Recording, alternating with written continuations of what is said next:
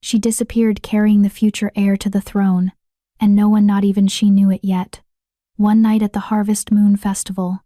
One impossible choice. One consequence that would shake an entire kingdom. Patricia Knox never imagined that a single evening with a stranger would bind her fate to the most powerful alpha in the realm. Now Christopher Choi has mobilized his entire army, tracking her scent across 5 territories, while she hides in a remote village, protecting a secret growing inside her. A secret she doesn't fully understand. A secret that pulses with power every time she thinks of golden eyes in the darkness. The Alpha King is coming. And this time, she can't run. If you want to see Patricia survive what's coming, if you want to watch the Alpha King finally find his mate, if you want to witness the moment this tiny, powerful child enters a world that's not ready for her, hit that like button right now. Because this story, it's about to get wild. Chapter 1 starts in 3, 2, 1. Chapter 1, The Desperate Encounter. Patricia Knox stood at the edge of the Harvest Moon Festival, her stomach tight with hunger and her fingers clutching the last copper coin she owned. The festival sprawled across the neutral grounds between territories, a riot of color and sound and light that made her eyes ache after weeks of darkness. Lanterns hung from every tree, their warm glow painting the crowd in shades of amber and gold. Music drifted through the air, punctuated by laughter and the sharp crack of celebration fireworks. She didn't belong here. Everyone around her wore fine clothes, silk and velvet that caught the lantern light. They moved with the easy confidence of people who had never worried about their next meal, never slept in abandoned barns, never run until their feet bled just to stay ahead of the men hunting them. Patricia pulled her thin shawl tighter around her shoulders and tried to make herself invisible. She had snuck past the festival guards an hour ago, slipping through a gap in the wooden fence when their attention was elsewhere. She wasn't here for celebration. She was here because the festival meant food, and food meant survival for one more day. The scent of roasted meat and fresh bread made her mouth water. Long tables lined the central square, laden with more food than she had seen in months. Whole roasted pigs, platters of fruit, towers of pastries dusted with sugar that sparkled like snow. Her hands trembled as she edged closer, scanning for an opportunity. Just one roll. Just enough to quiet the gnawing emptiness. "Careful," a voice murmured beside her. Patricia spun, heart hammering. An older woman stood there, her face weathered but kind, her eyes knowing. She wore a server's apron, stained with grease and flour. They watched the food tables, the woman continued quietly. "Especially tonight. Too many desperate souls think festival means free charity." "I wasn't," Patricia began, but the woman waved a hand. "Save your breath, child. I can see hunger when it's standing in front of me." She glanced around, then pressed something into Patricia's palm. A cloth bundle, warm and heavy. "Meat pie. Still hot. Go to the edges. Away from the lights. Eat quickly and leave before the Alpha King arrives." Patricia's fingers closed around the bundle, gratitude flooding through her. Thank you. Don't thank me. Just survive." The woman turned back to her work, already dismissing her. Patricia melted into the crowd, making her way toward the darker edges of the festival grounds, where the lantern light didn't quite reach. Her heart was still racing, but now from relief, rather than fear. She found a spot behind a row of merchant tents, hidden in shadow, and unwrapped the cloth with shaking hands. The pie was still warm, the crust golden and flaky.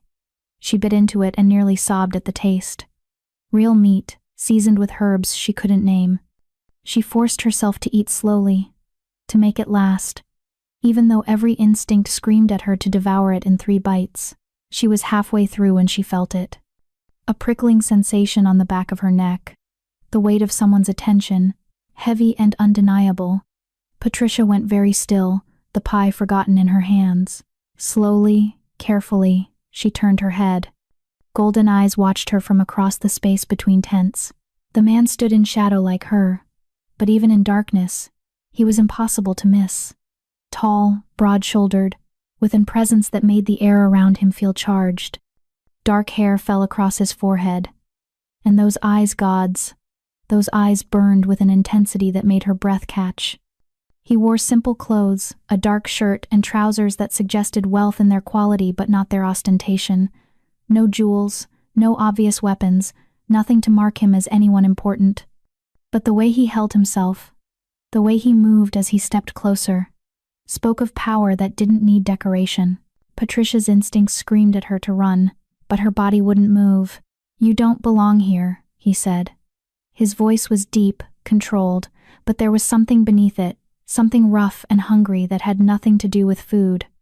"Neither do you." The words left her mouth before she could stop them. Not dressed like that. Not hiding in the shadows. Something flickered in those golden eyes. Surprise, maybe. Or amusement. He moved closer, and Patricia's back hit the tent wall behind her. She wasn't trapped, she could run to the left or right, but something kept her frozen in place. Not fear, exactly. Something else. Something that made her skin feel too hot and her pulse pound in her throat. "I'm hiding from duty," he said quietly. "What are you hiding from?" "Everything." The truth slipped out unbidden. "Everyone." He studied her face in the darkness, and Patricia had the strangest sensation that he was seeing more than just her features. Seeing past the dirt and exhaustion and fear to something underneath. "You're alone," he said. Not a question. "I'm fine. You're starving." I said, "I'm fine." But her voice cracked on the words, betraying her. He reached into his pocket and pulled out a small leather pouch.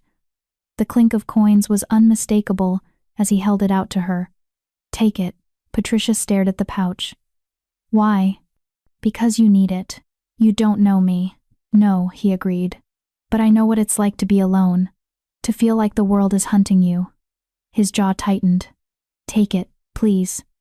There was something in his voice, in the way he said please, that made Patricia's chest ache. She reached out slowly and took the pouch. It was heavier than she expected, far more coins than she'd dared hope for. "Thank you," she whispered. "What's your name?" She hesitated. Giving her name felt dangerous, felt like handing over a piece of herself she couldn't afford to lose. But those golden eyes were patient, waiting, and something in her wanted to give him this one small truth. "Patricia. Patricia." He said it like he was tasting it, memorizing it. "I'm—" A shout cut through the night. "Your Majesty, the council is asking for you." Patricia's blood turned to ice. "Your Majesty." The man, the Alpha King, closed his eyes briefly, frustration flashing across his face. When he opened them again, he looked at Patricia with something that might have been regret. "I have to go." Patricia couldn't finish the sentence. Couldn't process what she'd just heard. "Yes." He stepped back, but his eyes never left hers. "Will you be here? After?" "I want to." "No." Patricia was already moving, already running. "I can't. I'm sorry." "Wait." But she didn't wait. She ran into the darkness between tents, her heart hammering, the coin pouch clutched against her chest. Behind her, she heard him call out, heard the frustration in his voice, but she didn't stop, couldn't stop. The Alpha King. She'd just taken charity from the Alpha King, and worse, far worse, was the way her body still burned from his proximity. The way those golden eyes had looked at her like she mattered, like she was something precious instead of something broken. Patricia ran until the festival lights were distant stars behind her, until her lungs burned and her legs threatened to give out. Only then did she stop, gasping for breath in the darkness of the forest road. She should keep running. Should put as many miles between herself and that festival as possible. But something made her look back. And in the distance, barely visible, she saw a figure standing at the edge of the festival grounds. Tall and broad-shouldered, with eyes that seemed to glow even from this distance. Watching. Waiting. Patricia turned away and kept walking into the darkness. She told herself she would never see him again. Told herself it was better this way. Told herself that the ache in her chest was just exhaustion, just hunger, just the weight of another day survived. She told herself many things that night. All of them were lies. 3 hours later, Patricia found an abandoned shepherd's cottage at the edge of someone's property. The roof was half caved in, and the door hung crooked on its hinges, but it was shelter. She slipped inside, found a corner that looked relatively dry, and finally let herself collapse. The coin pouch felt heavy in her pocket. She pulled it out and opened it carefully, counting by moonlight filtering through the broken roof. 20 silver coins. Enough to buy food for weeks. Enough to rent a room in a village. Enough to stop running, at least for a little while. Patricia closed her eyes and saw golden eyes in the darkness. Felt again the way her skin had burned when he'd stepped close. Remembered the roughness in his voice when he'd said please. Stupid, she whispered to herself. Stupid, stupid, stupid. The Alpha King wasn't looking for a nameless wanderer. Whatever she'd felt was just her own loneliness, her own desperate need to feel safe even for a moment. By tomorrow he would have forgotten her completely. Patricia curled up in the corner, using her shawl as a blanket, and tried to sleep. She didn't know that miles away, Christopher Choi stood in his private chambers, staring out at the dark forest, his hands clenched into fists. She didn't know that her scent had burned itself into his memory, wild herbs and wood smoke and something indefinable that made his wolf snarl with recognition. She didn't know that he'd already given orders to his most trusted scout. Find her. I don't care how long it takes. And she certainly didn't know that in 6 weeks, she would wake up sick and terrified, with a healer's gentle hand on her shoulder and words that would change everything. Child, you're with child. But tonight, in the abandoned cottage, Patricia simply closed her eyes and tried to forget golden eyes that saw too much. Chapter 2. The Secret She Carries. 6 weeks later, Patricia woke to the now familiar lurch of her stomach and barely made it outside before she was sick. Again, for the 4th morning in a row. She braced herself against the wall of the small room she'd rented in the village of Millbrook, her body trembling as the nausea slowly subsided. The morning air was cool against her clammy skin, and she took deep breaths, trying to steady herself. This wasn't normal. She knew that much. At first, she'd thought it was bad food. The meat pie from a questionable tavern, perhaps, or water from a contaminated well. But 4 days of waking up sick, of being unable to keep down breakfast, of feeling exhausted no matter how much she slept, this was something else. Something that made her hands shake with a fear that had nothing to do with the men who'd been hunting her. Patricia stumbled back inside and splashed water from the basin on her face. In the cracked mirror above the washing stand, her reflection looked pale and drawn. Dark circles shadowed her eyes, and her cheekbones seemed sharper than they'd been a month ago. The coin pouch from the Alpha King had bought her this room, had bought her food and relative safety for 6 weeks. She'd been careful with the money, stretching it as far as possible, but it was running low now. She'd need to find work soon. If she could stop being sick long enough to work. A knock at the door made her freeze. Patricia? The landlady's voice was muffled through the wood. Child, are you well? I heard you outside again. Patricia pressed her hand to her mouth, then forced herself to speak. I'm fine, Mrs. Harmon. Just a stomach ailment. It'll pass. Silence. Then, I'm sending for Kelly. Don't argue. Patricia's stomach dropped. That's not necessary. You've been sick 4 mornings running. That's not a stomach ailment, girl. That's something that needs a healer's attention. The landlady's footsteps retreated down the hall before Patricia could protest further. Patricia sank onto the narrow bed, her heart racing. A healer. Gods. She couldn't afford a healer. The coins in her pouch were meant for next week's rent, for food, for survival. But even as panic clawed at her throat, another feeling twisted beneath it.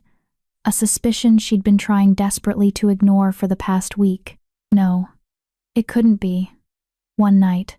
One impossible night with a stranger who'd turned out to be a king. Her hand moved to her stomach without conscious thought, pressing against the flat plane through her thin dress. It couldn't be. Kelly Woods arrived an hour later, carrying a worn leather bag that smelled of herbs and medicine. She was perhaps 40, with kind eyes and capable hands, her brown hair streaked with gray and pulled back in a practical bun.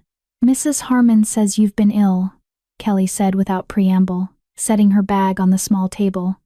How long? 4 days. Maybe 5. Patricia stayed on the bed, her arms wrapped around herself. It's just a stomach problem. I probably ate something. Only in the mornings? Kelly interrupted, pulling out various bottles and pouches. And you're tired all the time? More than usual? Patricia hesitated. Yes. When was your last monthly bleeding? The question hung in the air like a blade. Patricia's throat went dry. I don't think, child. Kelly's voice was gentle but firm.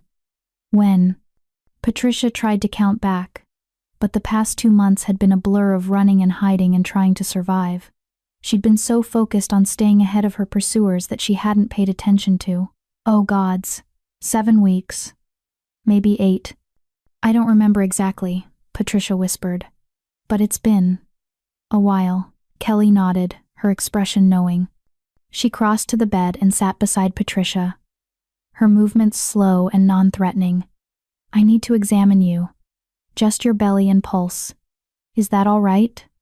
Patricia wanted to say no, wanted to refuse, to keep living in the uncertain space where she didn't know for sure. But the healer was already here. And Mrs. Harmon would ask questions if Patricia sent her away. All right.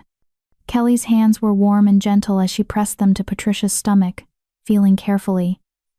Then she took Patricia's wrist, fingers finding her pulse.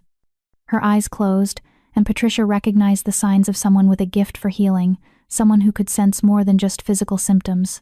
After a long moment, Kelly's eyes opened. She looked at Patricia with a mixture of sympathy and concern. Child, she said softly. You're with child. The words seemed to come from very far away. Patricia heard them, understood them, but couldn't quite make them feel real. That's not possible, she heard herself say. It was only once. Only one night. Once is all it takes. Kelly squeezed her hand. About 6 or 7 weeks along, I'd guess. Still very early. But the signs are clear. The morning sickness, the exhaustion, the missed bleeding. And I can feel the life inside you. Faint. But there. Patricia's vision blurred. She realized distantly that she was crying, tears sliding down her cheeks without sound. I can't, she whispered. I can't be pregnant. I have nothing. I'm running from. She caught herself. I can't take care of a baby. You have time to figure things out, Kelly said. But Patricia, I need to tell you something else. She paused, her expression troubled. This child. It has power. Strong power. I can feel it already, and that shouldn't be possible this early. The father, who was he? Patricia's mind flashed to golden eyes in the darkness, to a voice that had made her feel safe for the first time in months, to hands that could have taken but had only given. I don't know, she lied. Just someone at the festival. Kelly studied her face, clearly not believing the lie, but she didn't push. Well, whoever he was, he had alpha blood. Strong alpha blood. This child is going to be powerful, Patricia. Which means carrying it won't be easy. And raising it will be even harder. How much harder? The pregnancy might be more difficult than normal. More exhausting, more draining. And when the child is born, Kelly shook her head. A child with this much power will draw attention. People will sense it. Some will want to protect it. Others will want to use it. Patricia felt ice spread through her veins. What are you saying? I'm saying you need to be careful. Very careful. Kelly stood and began packing her bag. I'll leave you some herbs for the morning sickness. Ginger root and mint. Steeped in hot water. Drink it first thing when you wake. It should help. She pulled out several small pouches and set them on the table. Then she turned back to Patricia, her expression serious. And Patricia, if you're running from something, you need to think about whether you can keep running. Not just for yourself anymore. After the healer left, Patricia sat on the bed for a long time, her hand pressed to her stomach. The room felt too small, the walls pressing in. Pregnant. She was pregnant with the Alpha King's child. A child she couldn't keep. A child she couldn't raise. A child that would draw attention and danger and would bind her forever to a man she'd met for less than an hour. She should feel trapped. Should feel desperate. But underneath the fear, underneath the panic, there was something else. Something small and fierce and undeniable. A fierce protectiveness that surprised her with its intensity. I won't let anything hurt you, she whispered to her still flat stomach. I don't know how, but I'll keep you safe. 2 days later, Patricia stood at the market square, using the last of her coins to buy supplies. She'd managed to keep down the ginger tea Kelly had left, and while the morning sickness hadn't disappeared, it was manageable now. She was examining a loaf of bread when she heard the whispers. "They say the Alpha King is still searching." Patricia's blood went cold. Her hand froze over the bread as she strained to hear more. Two women stood a few stalls away, their voices low but carrying in the morning air. "Searching for what?" the younger one asked. "Not what. Who?" The older woman leaned closer. "They say he met someone at the Harvest Moon Festival. A woman. And she disappeared before he could get her name." "Surely not. The Alpha King has hundreds of women at his disposal. Why would he search for, because she's his mate?" The older woman's voice dropped to a whisper. "That's what the servants are saying. That he recognized her. That his wolf knows." Patricia's knees went weak. She gripped the market stall to steady herself. "That's impossible," the younger woman said. "If she was his mate, she'd know too. She'd have felt it. She wouldn't have run.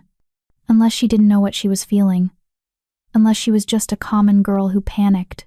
The younger woman laughed. "Then she's a fool. Being mate to the Alpha King? That's every woman's dream, or nightmare, depending on who you are." Patricia forced herself to move, to walk away from the whispering women before they noticed her eavesdropping. Her mind raced as she made her way back to the boarding house. Mate. They'd said mate. She'd heard the word before in passing, in stories told by travelers. Soul bonds, they called them.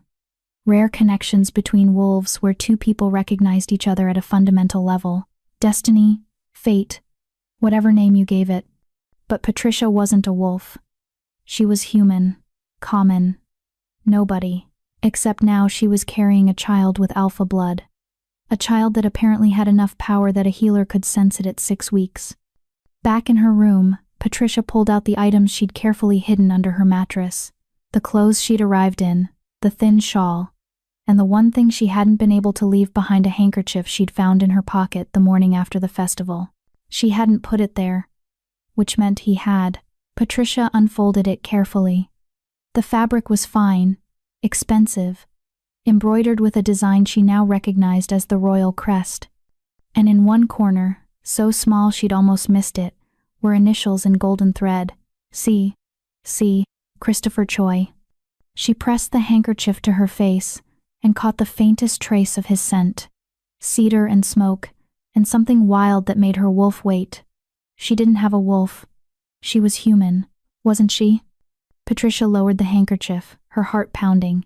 In the mirror across the room, her reflection looked the same as always. Brown hair, dark eyes, nothing special.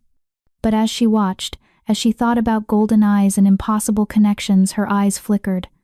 Just for a second. Just long enough to show a hint of amber that shouldn't exist. Patricia dropped the handkerchief and stumbled back. "No," she whispered. "No, that's not possible." But the evidence was right there. In her reflection. In the child growing inside her. In the way she'd felt when he'd looked at her like coming home after a lifetime of being lost. She was his mate. And she'd run. And now he was searching for her with his entire army, while she carried his child, while enemies she didn't even know about circled closer. Patricia sank to the floor, her hand pressed to her stomach, and finally let herself admit the truth. She couldn't keep running. Not anymore.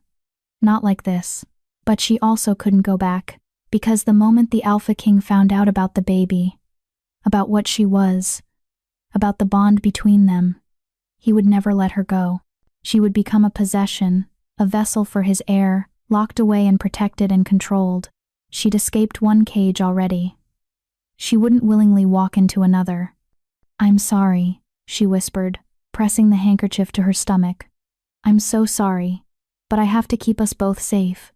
And that means staying hidden." The decision settled over her like a weight. She would leave Millbrook tonight, would travel to the borderlands, to the remote villages where the Alpha King's reach didn't extend. She would hide her scent, disguise her appearance, bury the handkerchief and any evidence of their connection, and she would raise their child alone.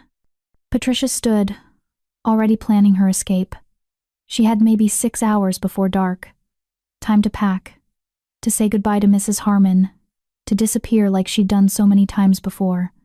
But this time felt different. This time she wasn't just running from her past, she was running from her future. Chapter 3.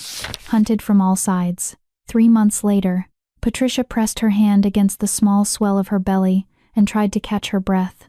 The morning sickness had finally eased around week 12, but now exhaustion plagued her constantly.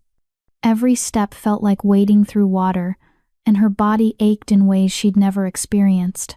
She stood in the back room of a small apothecary in the village of Thornwick, grinding herbs with a mortar and pestle. The work was simple enough.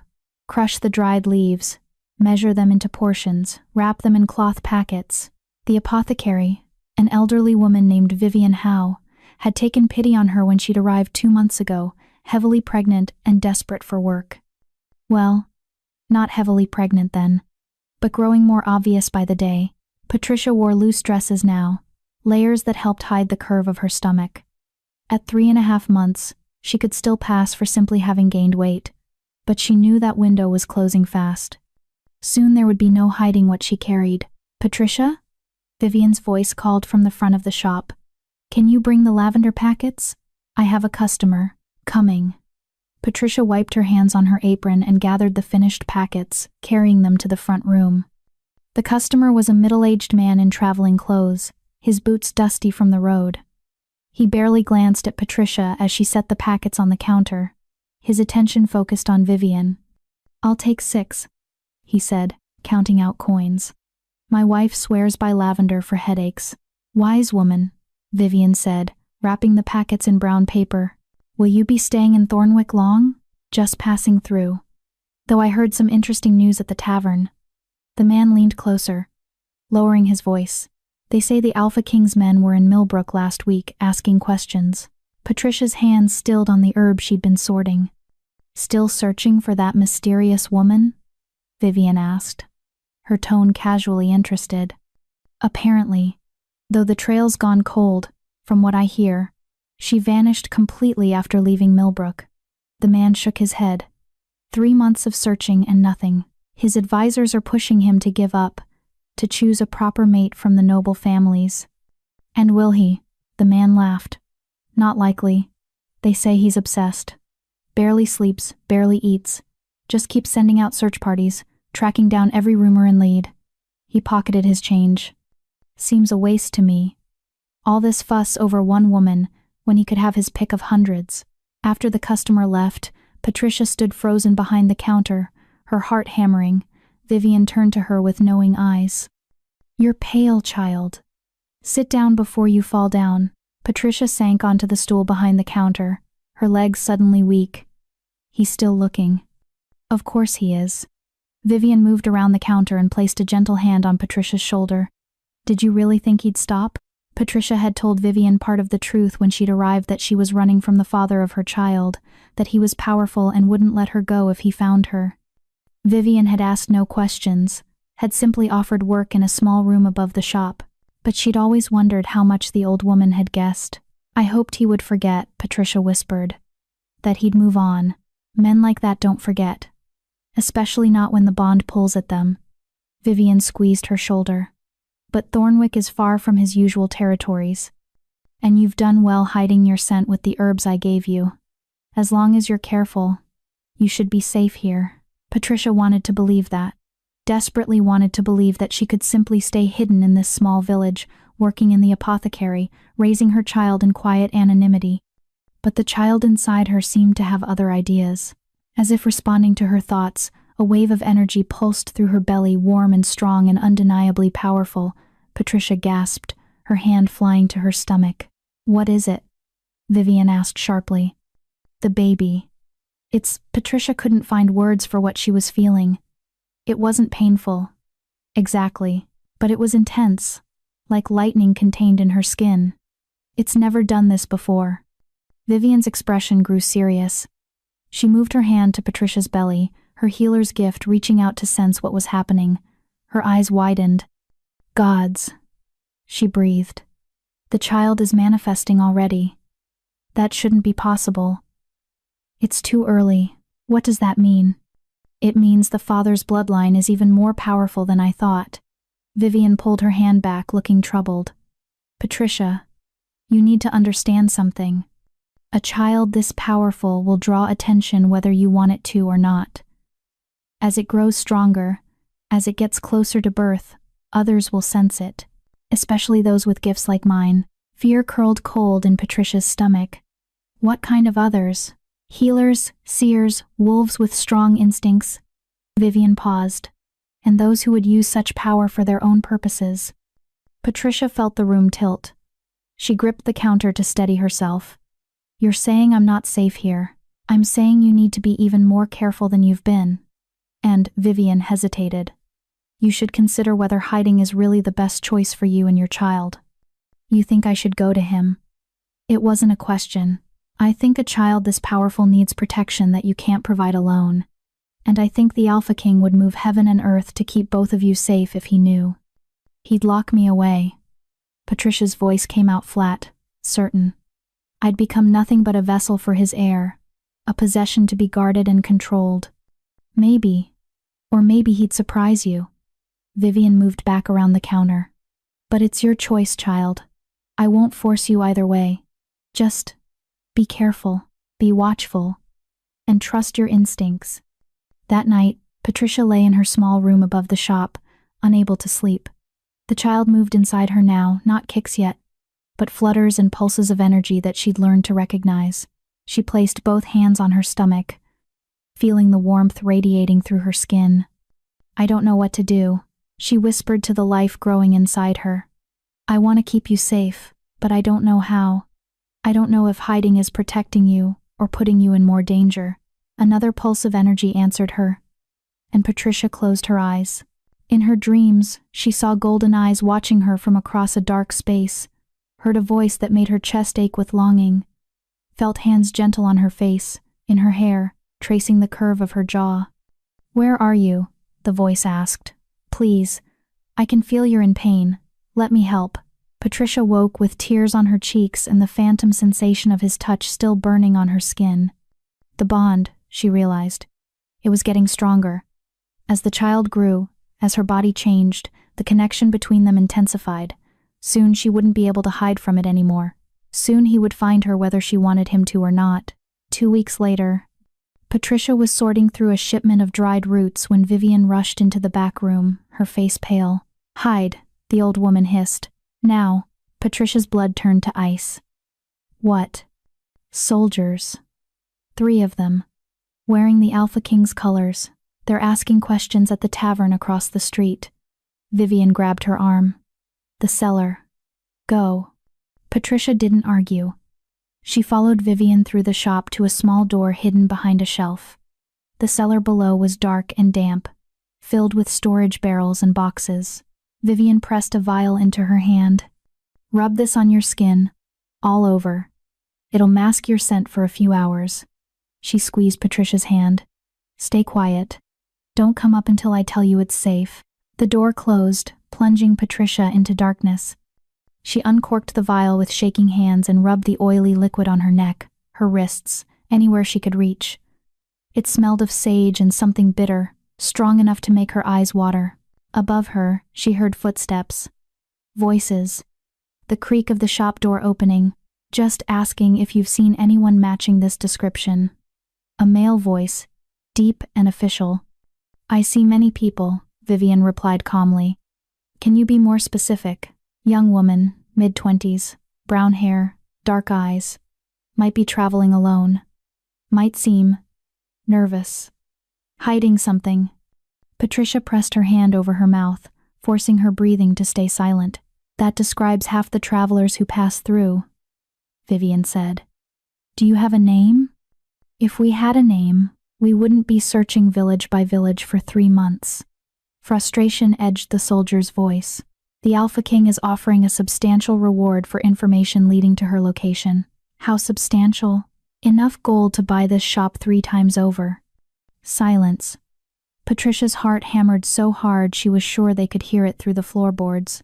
I haven't seen anyone matching that description, Vivian said finally. But if I do, I'll send word. See that you do. The Alpha King is not patient about this matter. More footsteps. The door opening and closing. Patricia waited, counting her heartbeats, until Vivian's voice called down. "They're gone. You can come up." Patricia climbed the stairs on shaking legs. Vivian locked the shop door and pulled the curtains closed before turning to her. "They're getting closer," the old woman said. "And the reward?" She shook her head. 3 months ago, it was 50 gold. Now it's 300. Someone will talk eventually. Someone always does. "I need to leave." Patricia's voice came out steady, despite the fear clawing at her throat. "Tonight, before someone recognizes me." "Where will you go?" "Further into the borderlands. Somewhere even more remote." Patricia moved toward the stairs to pack her few belongings. "Somewhere his soldiers won't think to look." "Patricia," Vivian's voice stopped her. "How long do you think you can keep running? You're 4 months pregnant now. Soon you'll be too far along to travel safely, and when the child comes..." She trailed off meaningfully. "I'll figure something out." "Will you?" Vivian moved closer. "Or will you end up giving birth alone in some barn with no help, no protection? Is that really what's best for your child?" Patricia felt tears burn her eyes. "What choice do I have?" "You could send word to him. Anonymously. Let him know you're safe, that you need time. Give him something so he's not tearing the kingdom apart searching. He'd track it. He'd find me. Maybe. Or maybe he'd respect your need for space if you just communicated." Vivian sighed. "I'm not saying you should go to him. I'm saying you should stop running blindly and start thinking strategically. You have a powerful child coming. That changes everything." Patricia wanted to argue. Wanted to insist she could keep running, keep hiding. But the exhaustion in her bones and the growing weight in her belly told a different story. She was running out of time. Out of options. Out of places to hide. And somewhere, miles away but getting closer every day, a man with golden eyes was hunting for her with the determination of someone who had nothing left to lose. Patricia touched her stomach, feeling the strong pulse of life within. "I'm sorry," she whispered. "I'm so sorry. I don't know what to do." But the child inside her seemed to have its own opinion. Another wave of energy rolled through her, warm and insistent, and pulling towards someone far away. The bond was getting stronger. And soon, no amount of hiding would be enough. Christopher stood over a map spread across the table, marking another village searched, another dead end. His beta, Peter Gifford, watched from across the room with worried eyes. "Your Majesty, the council is pressing for answers. They want to know how long this search will continue, until I find her." Christopher's voice was raw from lack of sleep, rough with frustration. "It's been 3 months. The trail has gone cold. Maybe she doesn't want to be found." Christopher's head snapped up, his eyes flashing gold. "She's my mate, Peter. She may not understand what that means, but I do. The bond is killing me slowly. Every day she's gone, I feel it more. The emptiness, the wrongness of being apart." He slammed his hand on the table. "She's out there, somewhere, and I will find her." Peter opened his mouth to respond, then froze. His nostrils flared. "Your Majesty, do you smell that?" Christopher went still, every sense sharpening. There faint but unmistakable a trace of her scent on the wind coming through the open window. Wild herbs and wood smoke and something uniquely her. But underneath it, something new. Something that made his wolf surge to the surface with violent intensity. "She's pregnant," he breathed. "Gods, she's pregnant with my child." Peter's eyes widened. "Are you certain? I can smell it. The change in her scent. Christopher couldn't finish. His hands were shaking, his entire body trembling with the force of the revelation. "That's why she ran. That's why she's hiding. But if she's carrying your heir, then I need to find her now." Christopher was already moving toward the door. "Not just for me, for our child." For he stopped, a new fear clawing at him. "Peter, if I can sense the pregnancy from this distance, others will too. Others who would use a child with alpha blood for their own purposes. You think she's in danger? I think she's been in danger since the moment she ran, and I've been too focused on my own pain to realize it." Christopher's jaw set with determination. Mobilize the search parties. Double the reward. And send word to every spy, every informant we have. I want her found. Now. Yes, Your Majesty. As Peter hurried to carry out the orders, Christopher moved to the window and stared out at the darkening sky. Hold on, he thought, sending the words out on the bond he could feel pulling taut between them. Please. Just hold on. I'm coming. And in a small room above an apothecary shop, Patricia woke from a restless sleep with the phantom echo of his voice in her mind and tears streaming down her face. The hunt was intensifying, and she was running out of places to hide. Chapter 4. The air grows. 5 months pregnant. Patricia woke to the now familiar sensation of movement inside her belly.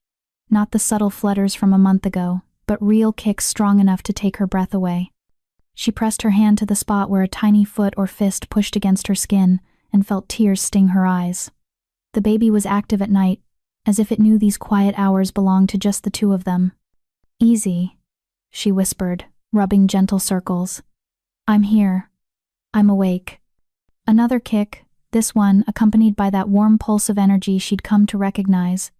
The baby's power was growing stronger every day, and with it came complications she hadn't anticipated. Patricia sat up carefully, her back aching, and lit the candle beside her bed.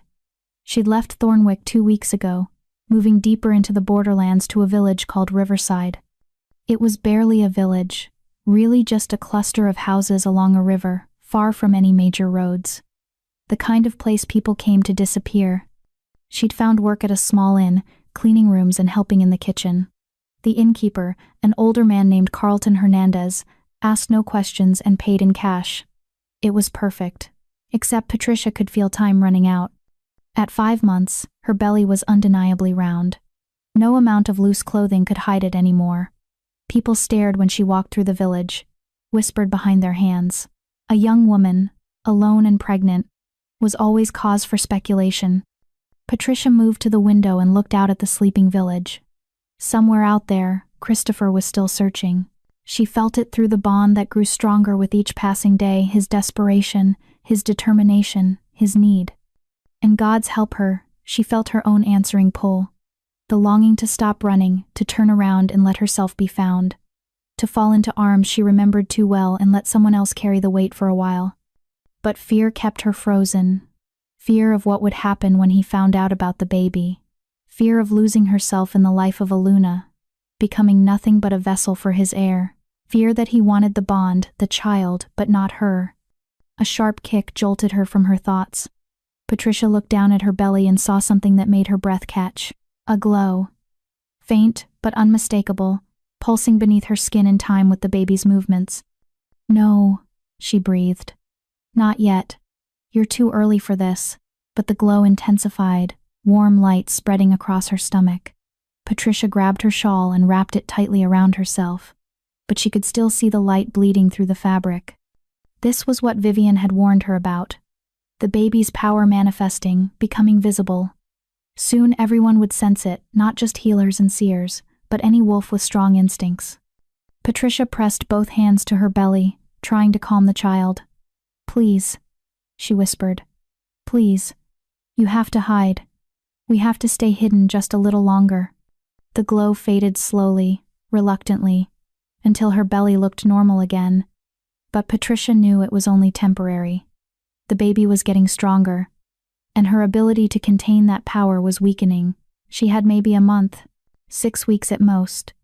Then hiding would become impossible. Christopher stood at the window, his hand pressed to his chest where the bond pulled tight. He'd barely slept in weeks, running on adrenaline and desperation. She's in pain, he said without turning around. Peter, who'd been reviewing reports at the desk, looked up. How do you know? I can feel it. Through the bond. Christopher's jaw clenched. Not injury pain. Something else. Exhaustion, maybe. Or fear. We're narrowing the search, Peter said. The latest reports suggest she's moving toward the eastern borderlands. Remote villages, places where strangers don't draw attention. Smart. Christopher finally turned from the window. She's protecting the child. Staying away from populated areas where word might spread. Your Majesty. Peter hesitated. What will you do when you find her? If she ran because she was afraid, forcing her to come back might. I won't force her. Christopher's voice came out rougher than intended. But I will make her understand. The bond, the child, what it all means. She thinks she's protecting herself by running, but she's putting herself in more danger. Danger from what? Christopher moved to his desk and pulled out a sealed letter. This arrived yesterday. From one of our spies in the Southern Territories. Peter took the letter and read, his expression darkening. Dominique Miller. She's making inquiries about a pregnant woman? Not just any pregnant woman. One carrying alpha blood. Christopher's hands clenched into fists. Dominique has been trying to undermine my rule for years. If she finds Patricia first, if she realizes that child is mine, he didn't need to finish. They both knew what would happen. Dominique would use Patricia and the baby as leverage, as weapons to force Christopher's hand. Or worse, she'd eliminate them both to clear her own path to power. We need to move faster, Peter said. I know, which is why I'm going myself. Peter's head snapped up. Your Majesty, the Council will never approve. I don't care what the Council approves. Christopher was already moving toward his chambers to pack. My mate is out there, pregnant and vulnerable, with enemies circling closer. I've wasted 3 months sitting in this castle while others search. No more. Then I'm coming with you. Christopher paused, then nodded. Thank you, old friend. As they prepared to leave, Christopher felt the bond pulse with sudden intensity. Not pain this time, but something else. A surge of power that made his wolf surge to the surface. The baby. He breathed. It's manifesting. What does that mean? It means time just ran out. Anyone with the gift will be able to sense it now. Christopher grabbed his travel cloak. We leave within the hour. And Peter? Tell the fastest riders to head toward the eastern borderlands. I want every village searched, every stranger questioned. They'll need a description. Tell them to look for a woman who glows. Christopher's voice was grim. Because that's what's going to happen. The child's power will become visible. She won't be able to hide anymore. Patricia woke the next morning to Carlton, knocking on her door. Patricia? There's someone here asking questions. You might want to stay in your room today. She was at the door in seconds, her heart hammering. What kind of questions? About strangers passing through, specifically young women traveling alone. Carlton's weathered face was worried. It's not the Alpha King's soldiers this time. Different colors, different questions, but they're searching for someone, and I don't like the feel of them. Patricia felt ice spread through her veins. How many? 4 that I've seen. Could be more. Carlton glanced down the hallway. Listen, I don't know what trouble you're running from, and I don't need to know. But these people, they don't feel right. If you need to leave, do it quietly, through the back. I'll tell them I haven't seen anyone matching whatever description they give. Thank you, Patricia whispered. After Carlton left, Patricia moved with practiced efficiency.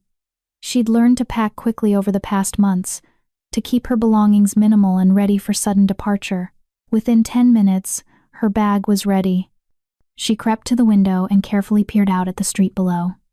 4 figures in dark cloaks moved through the village, stopping at each building. Even from this distance, Patricia could sense something off about them. Not the disciplined energy of the Alpha King's soldiers, but something colder, calculating. One of them looked up suddenly, their head turning toward her window as if they'd sensed her attention. Patricia jerked back, her heart racing. Had they seen her? Sensed her? She didn't wait to find out. Grabbing her bag, she slipped out of her room and down the back stairs. The inn had a rear entrance that led to an alley, and from there she could reach the forest path without being seen from the main street.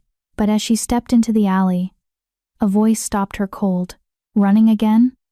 Patricia spun. A woman stood at the alley's entrance, tall, elegant, with sharp features and calculating gray eyes.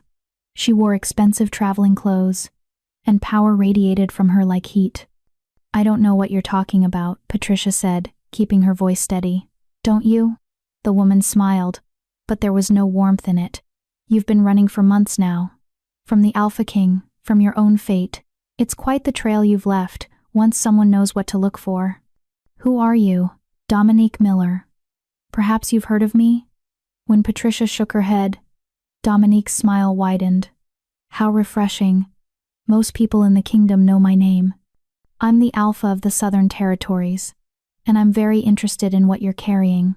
Patricia's hand moved instinctively to her belly. I don't know what you mean. Please. I can sense the child's power from here. Alpha blood. Strong and pure. Dominique stepped closer. Christopher's child. Unless I'm very much mistaken, which makes you very valuable indeed. I'm not interested in being valuable to anyone. That's not really your choice anymore, is it? Dominique gestured, and two of her men appeared at the other end of the alley, blocking Patricia's escape. You're coming with me. We're going to have a long conversation about your child's future. No. Patricia backed against the wall, her mind racing. She had no weapons, no way to fight. Just her own body and the child inside it, and the bond. Without thinking, without planning, Patricia did something she'd been avoiding for months. She opened herself to the bond completely, dropped every wall she'd built, and sent out a wordless cry for help. Christopher, please, I need you. The response was immediate and overwhelming. Shock, relief, desperate joy, and then pure determination flooding back through the connection. Where are you? Riverside, Eastern Borderlands. There's a woman, Dominique. I know her. Hold on, I'm coming. The bond pulsed with promise, but Patricia knew he was too far away. Whatever happened next, she had to survive on her own. Dominique was watching her with interest. What did you just do? Nothing. You're lying. I felt. Dominique's eyes widened. The bond. You just contacted him through the mate bond. Clever. But he's 3 days away at least. You'll be long gone by then. You don't know that. I know he's been searching from the capital. 3 days hard riding, even with his best horses.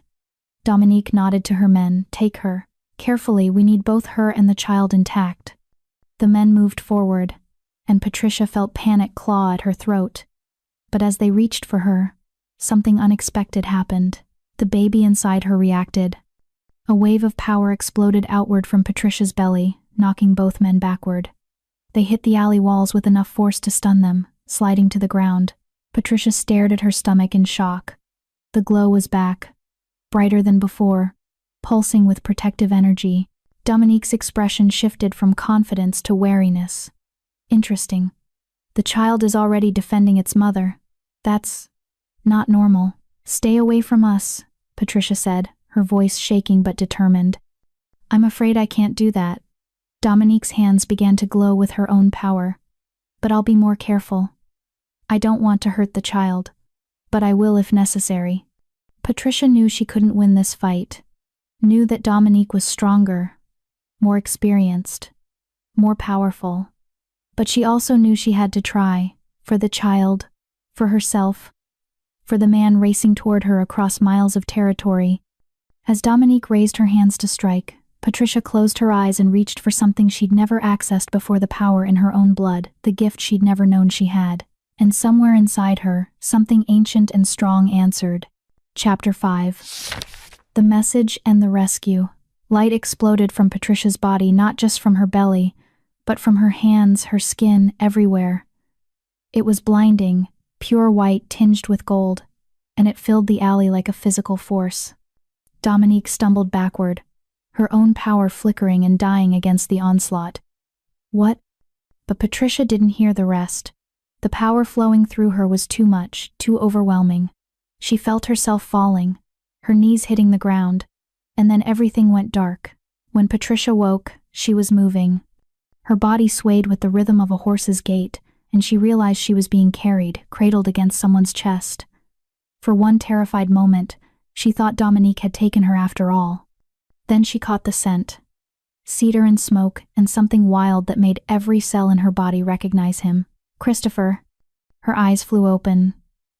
He was looking down at her, his golden eyes blazing with emotion so intense it stole her breath. Relief, fear, anger, joy, all of it tangled together. You're awake, he said, his voice rough. Thank the gods, You're awake. How? Patricia's voice came out as a croak. How did you get here so fast? I was already riding east when you called through the bond. 2 days, not 3. His arms tightened around her. When I felt your power surge, when I sensed the danger, I've never ridden so hard in my life. Patricia became aware of other horses around them. Peter rode to Christopher's right, and at least a dozen guards flanked them on all sides. They were moving fast, eating up the road with desperate speed. The woman, Patricia said suddenly. Dominique, gone by the time we arrived. She's smart enough not to face me directly, especially with my full guard. Christopher's jaw clenched. But she knows now. She knows about you, about the baby. She'll come again. Patricia's hand moved to her belly, relief flooding through her when she felt the baby's familiar movement. Is it, are we? The baby's fine. Strong heartbeat, active. Christopher's voice softened. You protected it. That power you manifested, Patricia. Do you have any idea what you did? I don't know what happened. I needed to protect my baby. And something inside me answered, our baby. Christopher corrected gently. And what answered was your own gift. You have healer's blood, Patricia. Ancient and powerful. I could sense it the moment I touched you. Patricia stared at him. That's not possible. I'm nobody. You're not nobody. The intensity in his voice made her fall silent. You never were. And I'm going to spend however long it takes proving that to you. Patricia felt tears burn her eyes. She'd spent 5 months running, hiding, convinced he would see her as nothing but a vessel for his heir.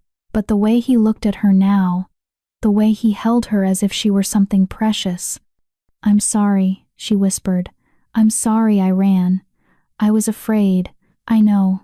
Christopher pressed his forehead to hers for just a moment. And we'll talk about it, all of it. But right now, I need to get you somewhere safe. Dominique isn't the only threat. Once word spreads that you're carrying my child, every enemy I have will come looking. Where are we going? Home. To the castle. He must have felt her stiffen because he added quickly, I'm not locking you away. I'm not trapping you. But you need healers, protection, resources, and our child needs. He stopped, his eyes widening. His hand moved to her belly, and Patricia realized the baby was kicking, harder than it ever had before. It knows, Christopher breathed. It knows I'm here. The baby kicked again, directly against his palm, and the expression on Christopher's face was something Patricia would remember forever. Wonder, awe, fierce protectiveness, and a love so overwhelming it seemed to radiate from him. Hello, he murmured to her belly. I'm your father, and I promise you, I will keep you and your mother safe. No matter what it takes. Another kick, and Christopher laughed a sound of pure joy that transformed his entire face. Patricia felt something crack open in her chest. This was what she'd been running from. This connection, this vulnerability, this terrifying certainty that her life would never be her own again. But watching him talk to their child, seeing the gentleness in his hands and the promise in his eyes, she realized something else. Maybe giving up some control didn't mean losing herself. Maybe it meant finally finding something she'd never had, a family. They rode for 3 days straight, stopping only when absolutely necessary. Christopher wouldn't let Patricia ride her own horse, insisting she stay in his arms where he could feel every breath, every movement. At first she'd protested, but exhaustion won out, and she found herself leaning into his chest, letting him carry her weight. They talked in fragments between stops. Patricia told him about the pregnancy discovery, about the villages she'd hidden in, about Vivian and Kelly and the others who'd helped her. Christopher told her about the search, about the nights he'd lain awake feeling the bond pull at him, about the moment he'd realized she was pregnant. I was terrified, he admitted on the second night, as they camped in a protected clearing. Patricia sat by the fire, wrapped in his cloak, while he kept watch. Not just that I couldn't find you, but that something would happen to you. That you'd be alone and in danger and I wouldn't be there. I was terrified too, Patricia said quietly. Of being found. Of what would happen if you knew about the baby. What did you think I would do? Patricia stared into the flames. Lock me away. Use me to get your heir and then discard me. I've heard the stories about how noble families treat women, how mates are valued for bloodlines, not for themselves. Christopher was silent for a long moment. When he spoke, his voice was tight with controlled emotion. Is that really what you think of me? I didn't know you. One night at a festival, that's all we had. Patricia looked up at him. How was I supposed to know what kind of man you were? And now? Patricia thought about the past 3 days. How he'd held her gently even when she tried to pull away. How he'd stopped whenever she was uncomfortable, had made sure she ate and drank and rested. How he'd talked to their baby with such tenderness it made her chest ache. Now I'm starting to see, she said softly. Christopher moved closer, kneeling beside her. Patricia, I need you to understand something. The bond between us, it's not just about the child. It was there before you got pregnant. I felt it the moment I saw you at the festival. I felt something too, Patricia admitted. I didn't know what it was. It's called a mate bond. In our world, it's rare and precious.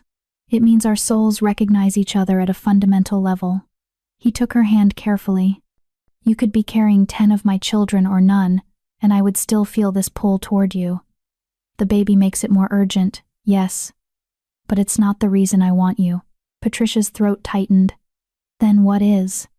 You. Christopher's thumb traced circles on her palm. Your strength. Your determination to protect what matters. The way you survived alone for 5 months when most people would have given up. He paused. The way you looked at me in that alley at the festival, like you saw past the crown to the man underneath.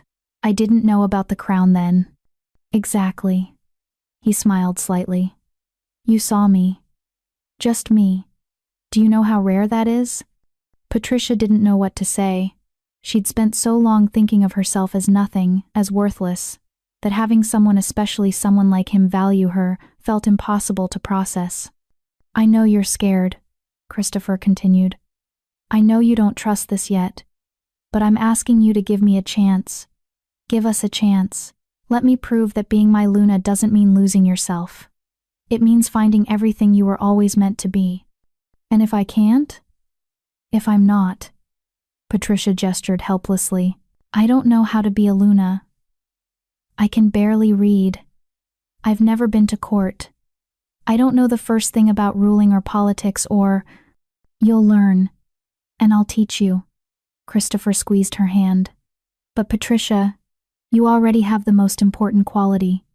You put others before yourself. You protect the vulnerable. You do what's right even when it's hard.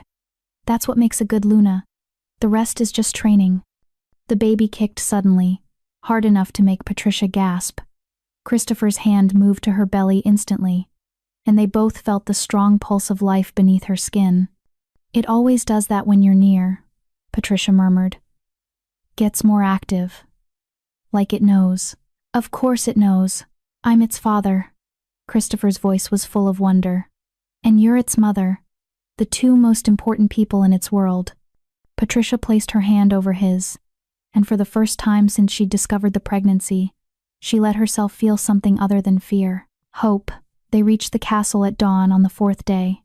Patricia had seen it from a distance months ago when she'd worked there briefly under a false name, but she'd never passed through the main gates. Now, sitting in front of Christopher on his horse, she watched the massive structure grow larger with each step. Black stone towers rose against the lightening sky. Guards lined the walls, and as they approached, she heard horns blowing, announcing the Alpha King's return. It's so big, she whispered. It's home, Christopher said. You're home now, if you'll have it. The gates swung open, and they rode into a courtyard filled with people. Servants, guards, nobles, all assembled to witness the Alpha King's return.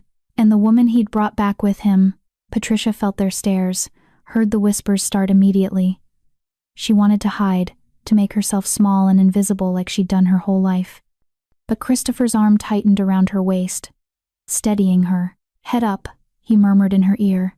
You're carrying the future heir. That makes you untouchable. He dismounted first, then lifted her down with careful hands. Patricia's legs were unsteady after 4 days of riding, and she swayed slightly. Christopher caught her immediately, his hands on her waist. "I've got you," he said quietly. Then, louder, addressing the assembled crowd. "This is Patricia Knox, my mate. She carries my child, your future ruler. She will be treated with the respect and protection due to a Luna of this kingdom. Anyone who fails to do so will answer to me personally." The silence that followed was absolute. Then, slowly, people began to bow. First the guards, then the servants, then the nobles, all acknowledging her presence. Patricia felt overwhelmed, dizzy with the sudden shift from hunted fugitive to honored Luna. It didn't feel real. A woman stepped forward from the crowd, elderly, dignified, with sharp eyes that seemed to see everything. "Your Majesty, welcome home, and welcome to you, my dear," she said, turning to Patricia. "I'm Anne Suarez, head of the household staff. If you need anything at all, you have only to ask." "Thank you," Patricia managed. "Anne, see that chambers are prepared for Patricia," Christopher said, "and send for the castle healers immediately. I want her and the baby examined." "Of course, Your Majesty." Anne gestured to several servants, who hurried off to carry out the orders. Christopher guided Patricia toward the castle entrance, his hand on her lower back. Peter followed at a discreet distance, along with several guards. "There's so much to explain," Christopher said as they walked. "The layout of the castle, the staff, the protocols. But first you need rest, real rest, in a real bed." "Christopher," Patricia said suddenly, stopping. "The council. You said they've been pressuring you. What happens when they find out about me? About the baby?" His jaw tightened. "Let me worry about the council. But, Patricia," he turned to face her fully, "I am the Alpha King. My word is law. Yes, the council advises me, but they don't control me. And they certainly don't control who I choose as my mate." His eyes blazed. "I've spent 5 months searching for you. Now that I have you back, nothing, not the council, not tradition, not politics, is going to take you away from me again." The fierceness in his voice sent shivers down Patricia's spine. Not from fear, but from something else entirely. "Okay," she whispered. "Okay? I'll try. I'll try to trust this. To trust you." Patricia placed her hand on her belly. "For the baby. If nothing else." Something flickered in Christopher's eyes, hurt. Maybe. That she couldn't yet say it was for herself too. But he nodded. "That's enough. For now, that's enough." As they entered the castle, Patricia caught a glimpse of faces in the shadows. Not everyone looked welcoming. Some expressions were calculating, others hostile, and one face in particular. A woman with cold eyes and a cruel smile watched Patricia with undisguised hatred. Patricia shivered, and Christopher noticed immediately. "What is it?" "Nothing. Just, I'm not sure everyone is happy I'm here. They'll learn to accept it." Christopher's arm wrapped around her shoulders. "And anyone who can't will leave. You and our child come first. Always." Patricia leaned into him, drawing strength from his certainty even as doubt gnawed at her. She was here now. Safe, protected, acknowledged. But the real battle winning over a court that saw her as an interloper, proving she could be the Luna they needed, protecting her child from enemies both outside and within these walls, was just beginning. Chapter 6: The Revelation and First Stand. The chambers Anne had prepared were more luxurious than anything Patricia had ever seen. A massive bed dominated the room, piled with soft blankets and pillows. Thick curtains framed windows that overlooked the castle gardens. A private bathing room adjoined the main chamber, complete with a copper tub large enough for 2 people. Patricia stood in the center of it all, feeling completely out of place. "The healers will be here within the hour," Christopher said from the doorway. He hadn't left her side since they'd arrived. "Are you hungry? I can have food sent up." "I'm fine." Patricia touched the edge of the bed, barely believing the softness. It's too much. It's barely enough." Christopher moved closer. "Patricia, you're carrying my child. You should have silk sheets, servants at your beck and call. Anything you could possibly want. I don't need silk sheets. I need..." Patricia stopped, not sure how to articulate what she actually needed. "Safety, yes." but also autonomy, purpose, a sense that she still had some control over her own life. A knock at the door interrupted them. Anne entered with two other women, one young and one middle-aged, both carrying baskets of supplies. "The healers, Your Majesty," Anne announced. The older woman stepped forward and bowed. "I'm Luella Ximenez, head healer. This is my apprentice, Deanna Avila. With your permission, we'd like to examine Patricia and the baby." Christopher looked at Patricia. "Is that all right?" Patricia nodded, grateful he'd asked instead of just assuming. "I'll wait outside," Christopher said, but Patricia caught his hand. "Stay, please." She wasn't sure why she wanted him there, only that the thought of being alone with strangers, even healers, made her anxious. His expression softened. "Of course." Luella directed Patricia to sit on the bed while she and Deanna unpacked their supplies. Christopher stood near the window, giving them space but staying close enough that Patricia could see him. "How far along are you?" Luella asked, her hands beginning to glow with a soft blue light as she reached toward Patricia's belly. "About 5.5 months, I think, maybe closer to 6. Luella's hands hovered over Patricia's stomach, not quite touching. Her eyes closed in concentration. After a moment, they snapped open, and she looked at Deanna. "Call for Kelly Woods, immediately." Patricia's heart lurched. "What's wrong?" "Is the baby?" "The baby is fine," Luella said quickly. "Very strong, actually. But I need a more experienced healer to confirm what I'm sensing." She looked at Christopher. "Your Majesty, I believe you should hear this as well." Christopher was at Patricia's side instantly. "What is it?" "I'd rather wait for confirmation before I say." "But..." Luella hesitated. "Have either of you experienced anything unusual? Dreams, visions, moments where you felt connected to each other despite the distance?" Patricia and Christopher exchanged glances. "Yes," Patricia said. "I've been dreaming about him, and sometimes I could feel his emotions, even when we were hundreds of miles apart." "That's the mate bond strengthening," Luella said. "But there's something else, something in Patricia's bloodline." She looked at Patricia with new interest. "Tell me about your parents, your family history." "I don't know anything about them. I was left at an orphanage as a baby. No name, no information, nothing at all. Just..." Patricia reached for the small bag she'd carried with her throughout her journey. Inside was the handkerchief Christopher had slipped into her pocket that first night, and beneath it, another cloth one she'd had since childhood. She pulled it out. "This. It was wrapped around me when I was left at the orphanage. The caretakers kept it for me." Luella took the cloth carefully. It was old, faded, but still bore traces of embroidery along the edges, symbols Patricia had never understood. The healer's breath caught. "Do you know what these are?" "No. They're protection runes. Ancient ones.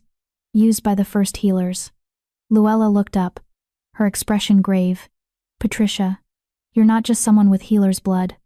You're descended from the original healing bloodline, the one that predates the kingdoms themselves." The room fell silent. Christopher's hand found Patricia's, gripping tight. "What does that mean?" Patricia whispered. "It means your gift isn't just strong, it's primordial. The kind of power that was thought to have died out centuries ago." Luella set the cloth down carefully. "It explains why the baby is so powerful. Alpha blood combined with first healer blood. That hasn't happened in recorded history. But I can't control it," Patricia said. "I don't even know how I manifested that power in the alley. It just happened. Because you've never been trained. Your gift has been dormant your whole life, only activating when absolutely necessary, like when protecting your child." Luella stood. "With proper training, you could be one of the most powerful healers in the realm." Before Patricia could respond, the door burst open. Kelly Woods rushed in, slightly out of breath. "You called for me?" She stopped when she saw Patricia. Oh, I see." She moved quickly to the bed, her own hands beginning to glow. "May I? In the muxt? May I?" Patricia nodded, and Kelly placed her hands on Patricia's belly. Her eyes widened almost immediately. "First healer blood," she confirmed. "Stronger than I've seen in 50 years of practice." She looked at Patricia with something like awe. "Child, You're a miracle. And so is this baby. The baby, Christopher said, his voice tight. Is it healthy? The pregnancy is everything as it should be. Both healers smiled. The baby is perfectly healthy, Luella said. Strong heartbeat, good size for the gestational age, active and responsive. And the mother, despite 5 months of stress and running, is remarkably well. That's the healer's blood, Kelly added. Her body instinctively protects itself and the child. She's probably been healing minor injuries and ailments without even realizing it. Patricia felt tears sting her eyes. For 5 months, she'd been terrified something would go wrong, that the stress and fear would hurt the baby. Hearing that everything was fine, that her child was healthy and strong. Thank you, she whispered. Thank you. There is one thing, Luella said, her expression growing serious. The baby's power is growing rapidly. Within the next month, maybe sooner, it will become visible to anyone with even basic sensitivity. You won't be able to hide it. I'm not hiding anymore, Patricia said firmly. She looked at Christopher. I'm here. Everyone knows about the baby. What's the point of hiding? Because not everyone wishes you well, a new voice said from the doorway. Patricia looked up to see an older woman entering the room, regal, imposing, with silver hair and eyes that missed nothing. She wore rich fabrics and jewelry that spoke of high rank. Christopher's expression hardened. Counselor Susan Arellano, I don't recall inviting you to these chambers. No. But when I heard you'd returned with your supposed mate, I felt it necessary to assess the situation. Susan's gaze swept over Patricia, cold and evaluating. So this is the woman who's caused such chaos. A commoner. An orphan. Carrying what you claim is your heir. Watch your tone, Christopher said, his voice dropping to a dangerous level. You're addressing your future, Luna. Am I? Susan moved closer. Because the council has questions. Many questions. About where she came from. About the timing of this pregnancy. About why she ran in the first place if this bond is so sacred. Patricia felt her face heat, but she forced herself to meet Susan's gaze. I ran because I was afraid. I had nothing, no one, and I was pregnant with a child I didn't know how to protect. How convenient. And now here you are, in the castle, positioned to become the most powerful woman in the kingdom. Susan's smile was razor-sharp. Forgive me if I find the timing suspicious. Enough. Christopher stepped between them. Susan, you will treat Patricia with respect or you will leave this castle, permanently. The council won't stand for. The council serves at my pleasure, not the other way around. Christopher's eyes flashed gold. And if they have concerns about my mate, they can bring them to me directly, not ambush a pregnant woman in her chambers. Susan's jaw tightened, but she bowed stiffly. As you wish, Your Majesty, but this conversation isn't over. The council will demand answers. After she left, Patricia let out a breath she hadn't realized she was holding. Christopher turned to her immediately. I'm sorry. I should have posted guards. Should have kept her away from. It's fine. Patricia stood, her hand on her belly where the baby kicked in agitation. She's right to question me. I would too, in her position. She has no right to make you feel unwelcome in your own home. This isn't my home yet, Patricia said quietly. Not really. I'm an outsider who showed up pregnant, claiming to be your mate. Of course people will have doubts. Christopher cupped her face in his hands.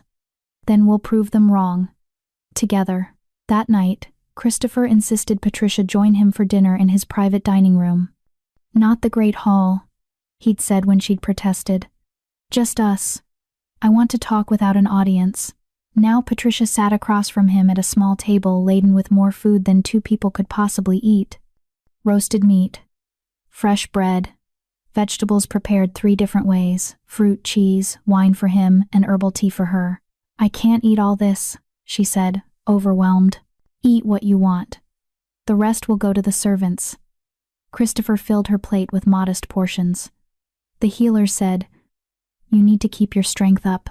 The baby is drawing a lot of energy from you. Patricia picked at her food, her appetite uncertain. The baby kicked, and she winced. What's wrong? Christopher was alert immediately. Nothing. Just very active tonight. She rubbed her belly. It's been like this since we got here. Like it knows something is different. May I? Christopher gestured to her stomach. Patricia nodded, and he moved his chair closer, placing his hand gently on her belly. The baby kicked hard against his palm, and Christopher's expression transformed into that look of wonder Patricia was beginning to recognize. Strong, he murmured, just like its mother. I'm not strong. I've spent 5 months running and hiding. You survived 5 months alone while pregnant, with enemies searching for you, and you protected our child the entire time. Christopher looked up at her. That's the definition of strength, Patricia. She wanted to believe him, wanted to see herself the way he seemed to see her. But a lifetime of being told she was nothing, worth nothing, was hard to overcome. Tell me about the council, she said, changing the subject. How much power do they really have? Christopher sighed, sitting back. They're advisors, technically. 12 members, representing different territories and factions within the kingdom.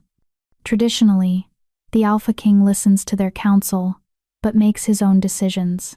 But some of them have gotten used to having influence, Susan especially. She's been on the council for 20 years, and she's used to being heard. He paused.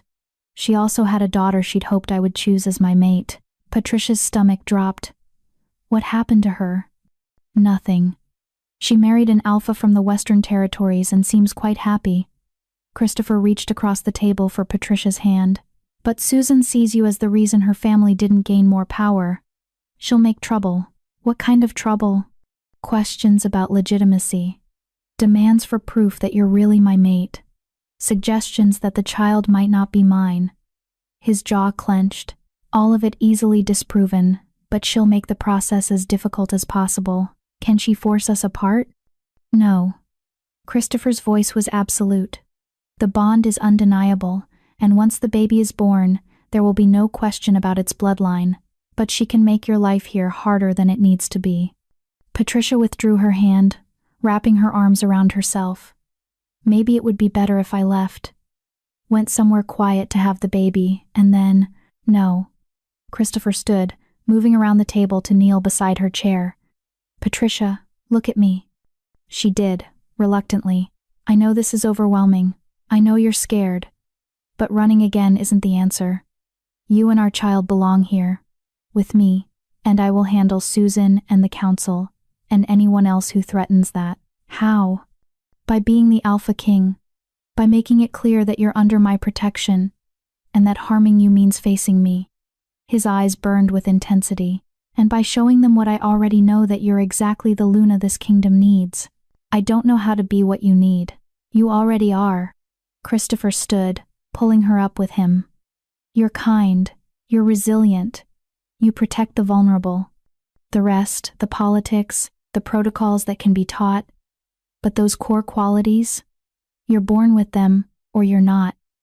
And you have them. Patricia wanted to believe him. But as she looked into his golden eyes, feeling the baby kick between them and the bond pulse with certainty, a small voice in her head whispered that maybe, just maybe, he was right. I'll try, she said finally. For the baby. For us. Christopher's smile was like sunrise. That's all I ask. He leaned down and kissed her forehead, gentle and reverent.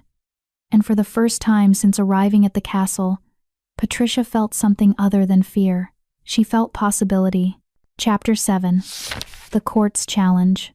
2 weeks later, Patricia stood in front of the full-length mirror in her chambers, barely recognizing herself. The servants had dressed her in a gown of deep blue silk that accommodated her swollen belly, with silver embroidery that caught the light. Her hair had been arranged in an elaborate style she'd never be able to replicate herself, and someone had even applied subtle cosmetics to her face. She looked like a Luna. She felt like an imposter.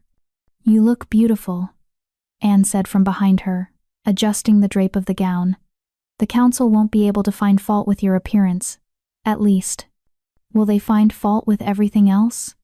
Patricia asked, her hands instinctively moving to her belly. At nearly 7 months pregnant now, she couldn't hide the pregnancy even if she wanted to. The baby had grown significantly in the 2 weeks since she'd arrived, and the healers said it was larger and stronger than normal for this stage. "Some will try," Anne said honestly, "but you have the Alpha King's support. That counts for more than you realize." A knock at the door made Patricia's heart jump. Christopher entered, dressed in formal attire black and silver that marked him unmistakably as the Alpha King. But when he saw her, something softened in his expression. "You're stunning," he said. "I'm terrified." "I know." He crossed to her and took both her hands. "But I'll be right there. And Peter will be there. And half the council already supports you, which means half doesn't." Christopher's jaw tightened. "Let me handle them. You just need to be yourself." "That's what I'm afraid of. Myself isn't good enough for—" "Stop." Christopher cupped her face. "You are more than good enough. You're everything." He pressed a gentle kiss to her forehead. "Ready?" Patricia took a deep breath and nodded. Even though every instinct screamed at her to run, the council chamber was massive and intimidating. A long table dominated the center of the room, with 12 high-backed chairs arranged along its length.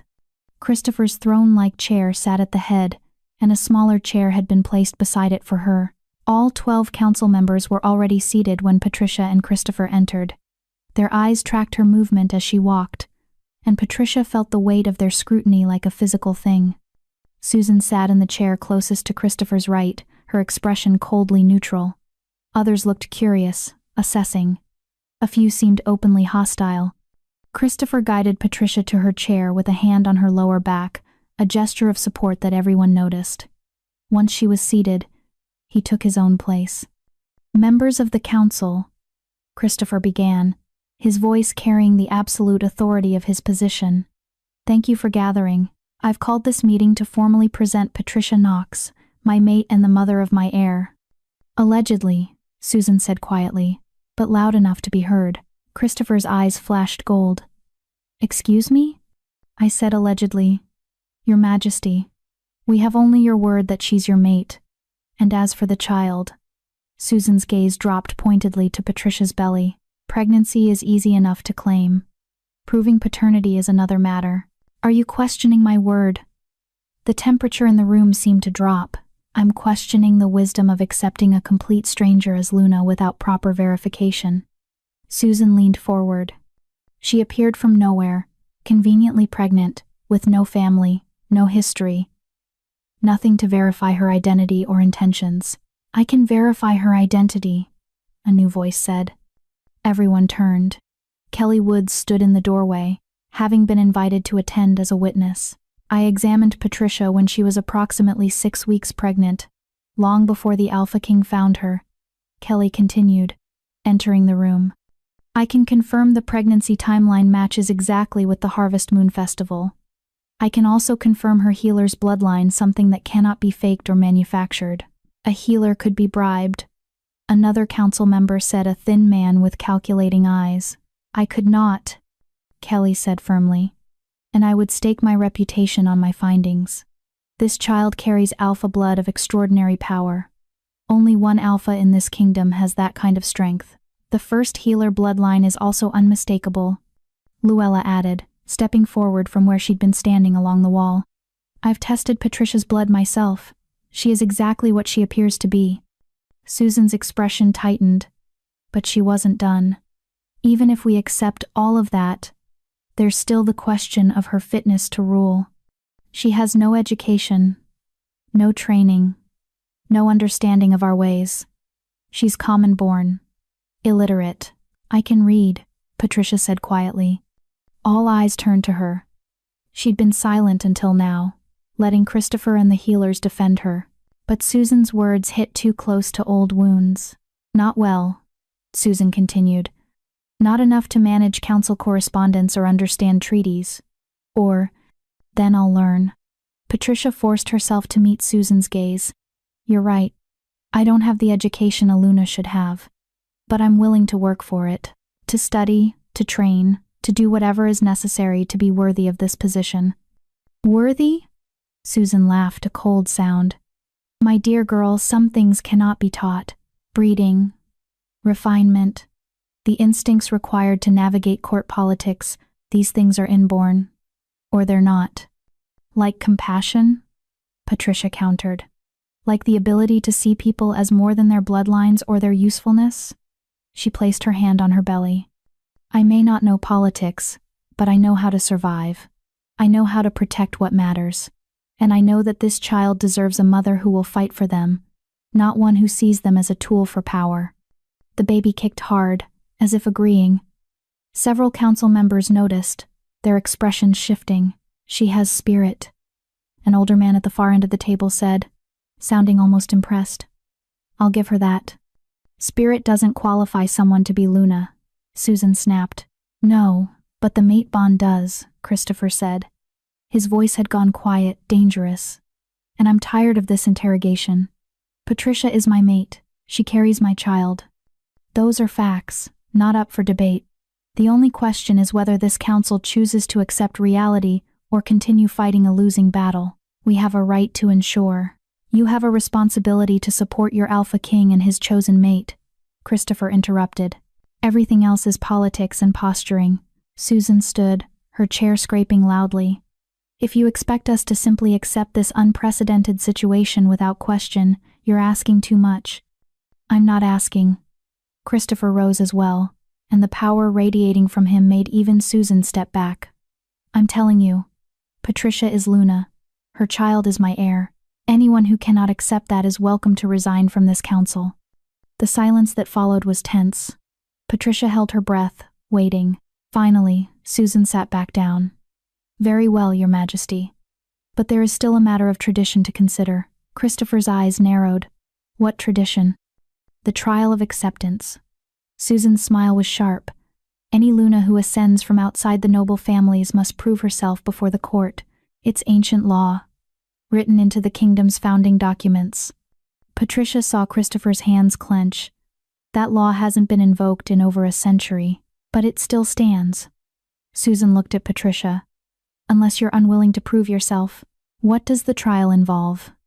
Patricia asked, her voice steadier than she felt.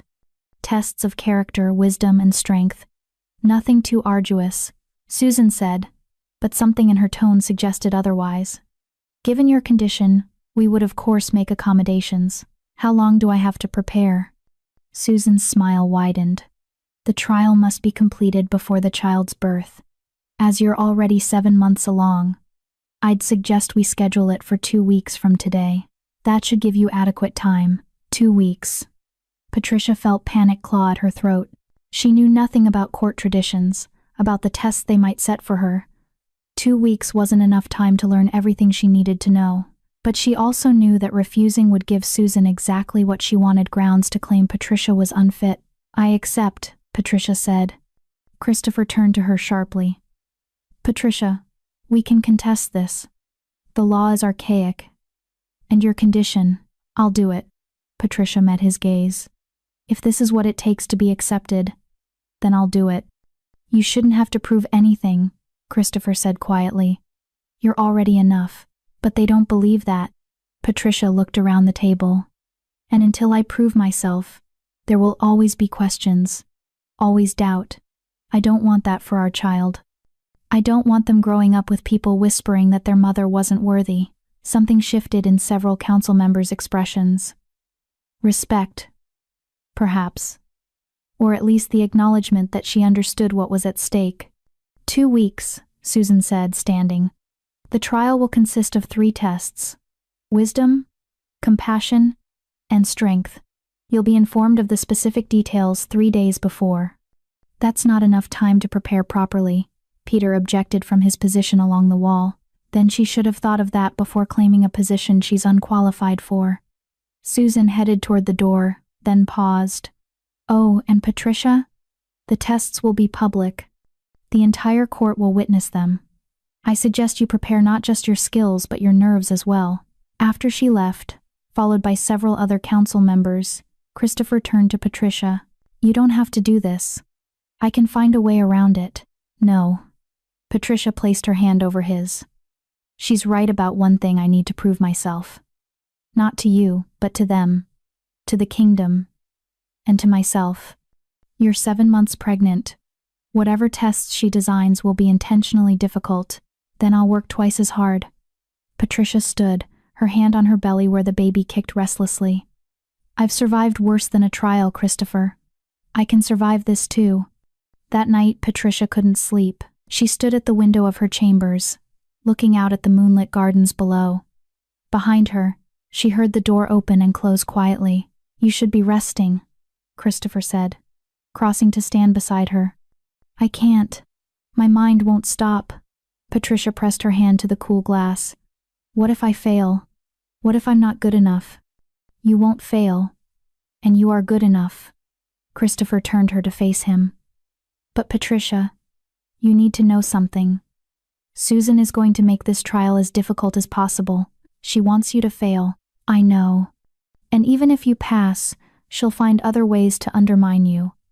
Other challenges, other tests. I know that too. Patricia looked up at him. But what choice do I have? Run again? Hide? Spend the rest of my life looking over my shoulder? She shook her head. I'm tired of running, Christopher. I want to stand and fight, even if I'm terrified. Christopher pulled her into his arms, careful of her belly. Then we'll fight together. And whatever Susan throws at you, we'll face it. Patricia leaned into him, drawing strength from his certainty even as fear gnawed at her. 2 weeks.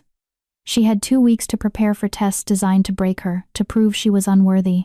2 weeks to show the council and herself that she was more than the frightened orphan who'd run from the festival. 2 weeks to become a Luna.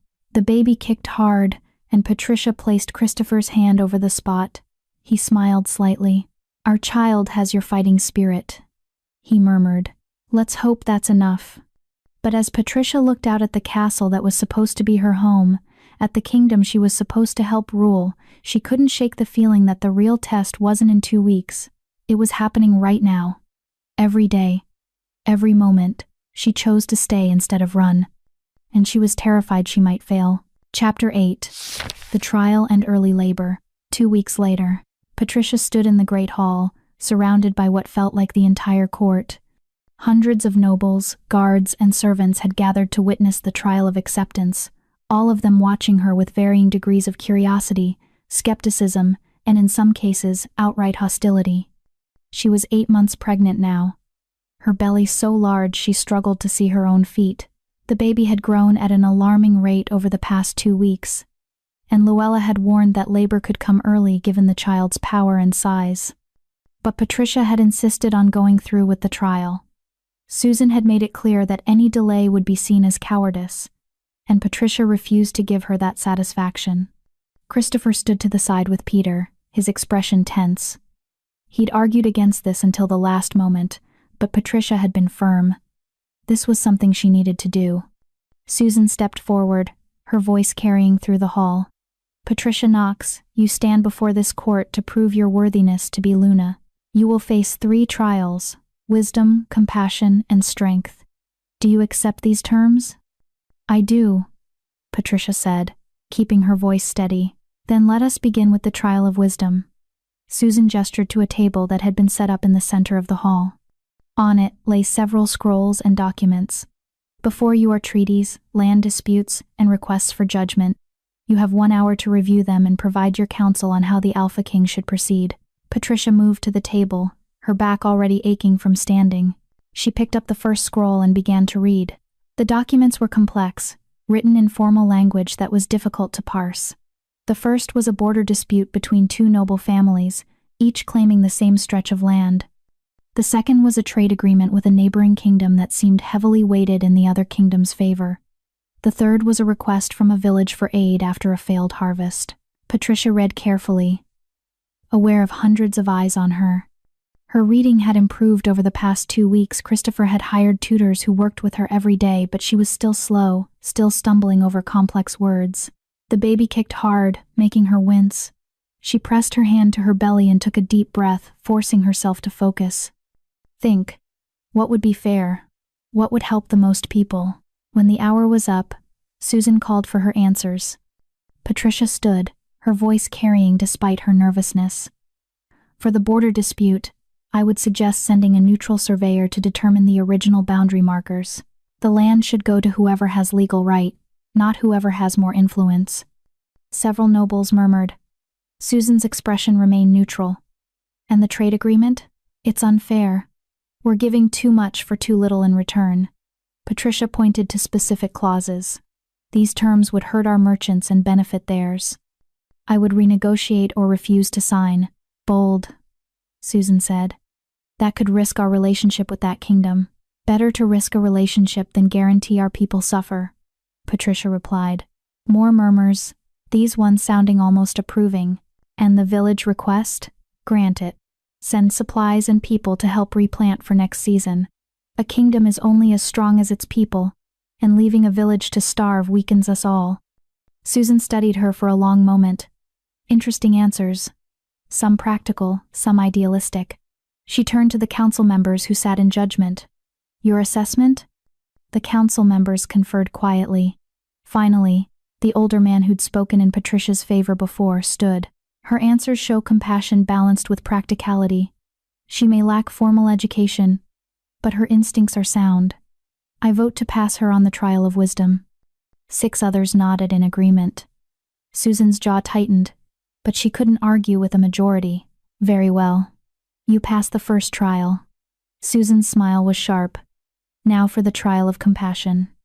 A door at the side of the hall opened, and 3 people were led in, a young woman with a baby, an elderly man, and a teenage boy. All of them looked poor, worn, desperate.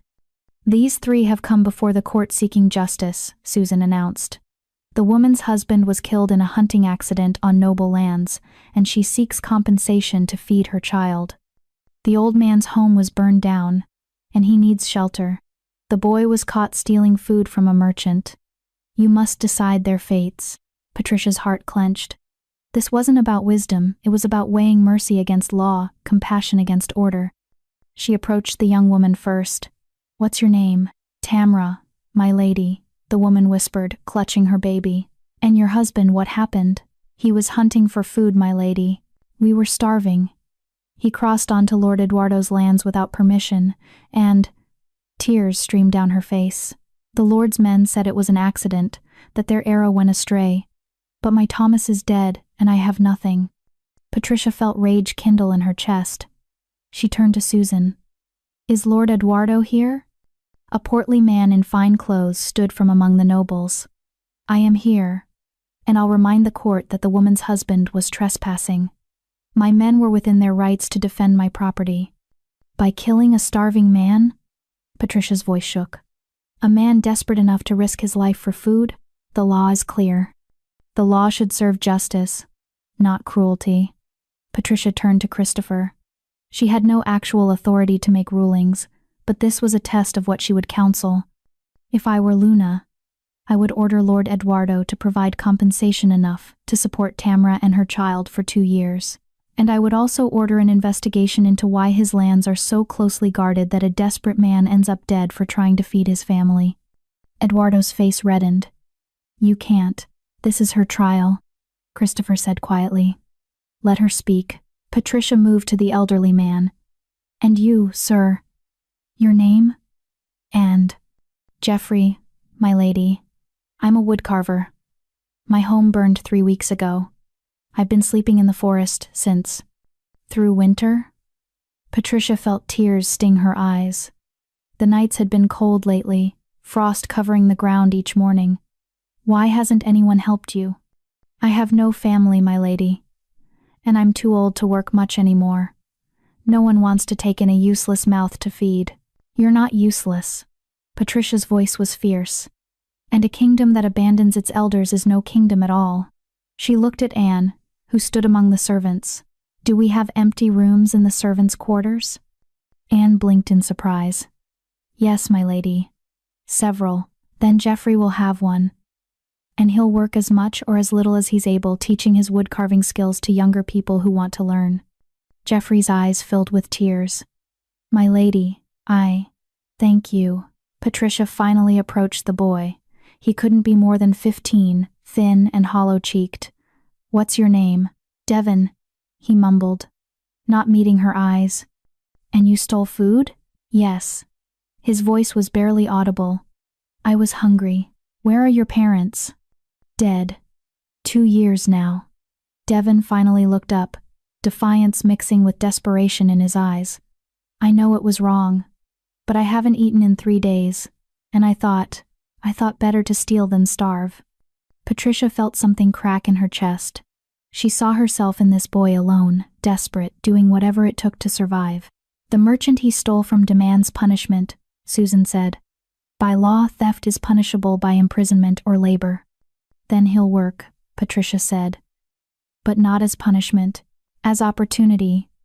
She looked at Carlton, the innkeeper who'd helped her in Riverside and had come to the castle at her invitation. Carlton, you mentioned needing help at your inn. Would you take Devon as an apprentice? Teach him the trade, give him honest work? Carlton smiled. Aye, my lady. I'd be happy to. Patricia turned back to Devon. You'll work hard, learn a trade, and earn your keep honestly. But you'll also have food, shelter, and a future. Does that seem fair? Devon nodded, tears streaming down his face. Yes, my lady. Thank you. Susan's expression was unreadable as she turned to the council. Your assessment of the trial of compassion. This time, 8 council members voted to pass her. Even Susan couldn't argue with the mercy and practical wisdom Patricia had shown. 2 trials passed, Susan announced. But now comes the most important, the trial of strength. Patricia's heart sank as guards brought forward a series of weapons, swords, staffs, daggers. Wait, Christopher said, stepping forward. She's 8 months pregnant. Physical combat is out of the question. The trial isn't about combat, Susan said smoothly. It's about strength of will, endurance, the ability to withstand pressure. She gestured, and more guards entered, carrying something that made Patricia's blood run cold. A chair, with restraints built into the arms and legs. The trial of strength is simple, Susan continued. You will sit in that chair while we question you about your past, your intentions, your fitness to rule. You must endure for 3 hours without breaking, without asking for mercy, without revealing any weakness that would make you unfit. That's torture, Peter objected. That's tradition, Susan countered. Many Lunas have endured worse. Of course, if Patricia feels she cannot. She let the implication hang. Patricia looked at the chair, at Christopher's furious expression, at the hundreds of faces watching her. She could refuse. Christopher would support her, but Susan would use it against her forever. Proof that she was too weak, too soft, unworthy. I'll do it, Patricia said. Patricia, no. Christopher started, but she cut him off. I'll do it. She walked to the chair and sat, her back screaming in protest, her belly making it difficult to breathe. The guards fastened the restraints not tight enough to hurt, but secure enough that she couldn't leave, and then Susan began to question her. Tell us about your parents. I don't know them. I was abandoned. Why? I don't know. Perhaps they saw something weak in you. Something unworthy. Patricia clenched her jaw, refusing to respond to the bait. The questions went on. About why she'd run from Christopher. About whether she was truly his mate or just an opportunist. About whether the child was really his. Each question designed to cut, to wound, to make her break down. An hour passed. Then 2. Patricia's back was in agony, the baby kicking frantically against her ribs. She could feel sweat beading on her forehead despite the cool hall. Why should we believe you love him? Susan asked. You ran. You hid. That's not the behavior of a mate. I was afraid, Patricia said, through gritted teeth. I thought he wanted the child, not me. Perhaps you were right. Perhaps that's all you are, a vessel for his heir. Something inside Patricia snapped. If that's all I am, then why are you so threatened by me? Susan's eyes narrowed. I'm not. Yes, you are. Patricia's voice grew stronger despite the pain. You're terrified that a nobody like me could be good enough. That bloodline doesn't matter as much as you've always believed. That I could be a better Luna than your daughter ever would have been. Gasps rippled through the hall. Susan's face went white with rage. How dare you? But Patricia wasn't done. I may not have your breeding or education, but I have something you don't. I care about the people of this kingdom. All of them. Not just the nobles who can increase my power. She looked around the hall. I've been where Tamra is, where Jeffrey is, where Devon is. I know what it's like to have nothing, to be nothing. And if I'm Luna, I'll make sure no one in this kingdom has to feel that way again." The hall erupted in murmurs, some approving, some shocked. And then Patricia felt it. A sharp, stabbing pain in her belly that had nothing to do with the baby's kicks. She gasped, her hands instinctively going to her stomach. "Patricia?" Christopher was moving before anyone else could react.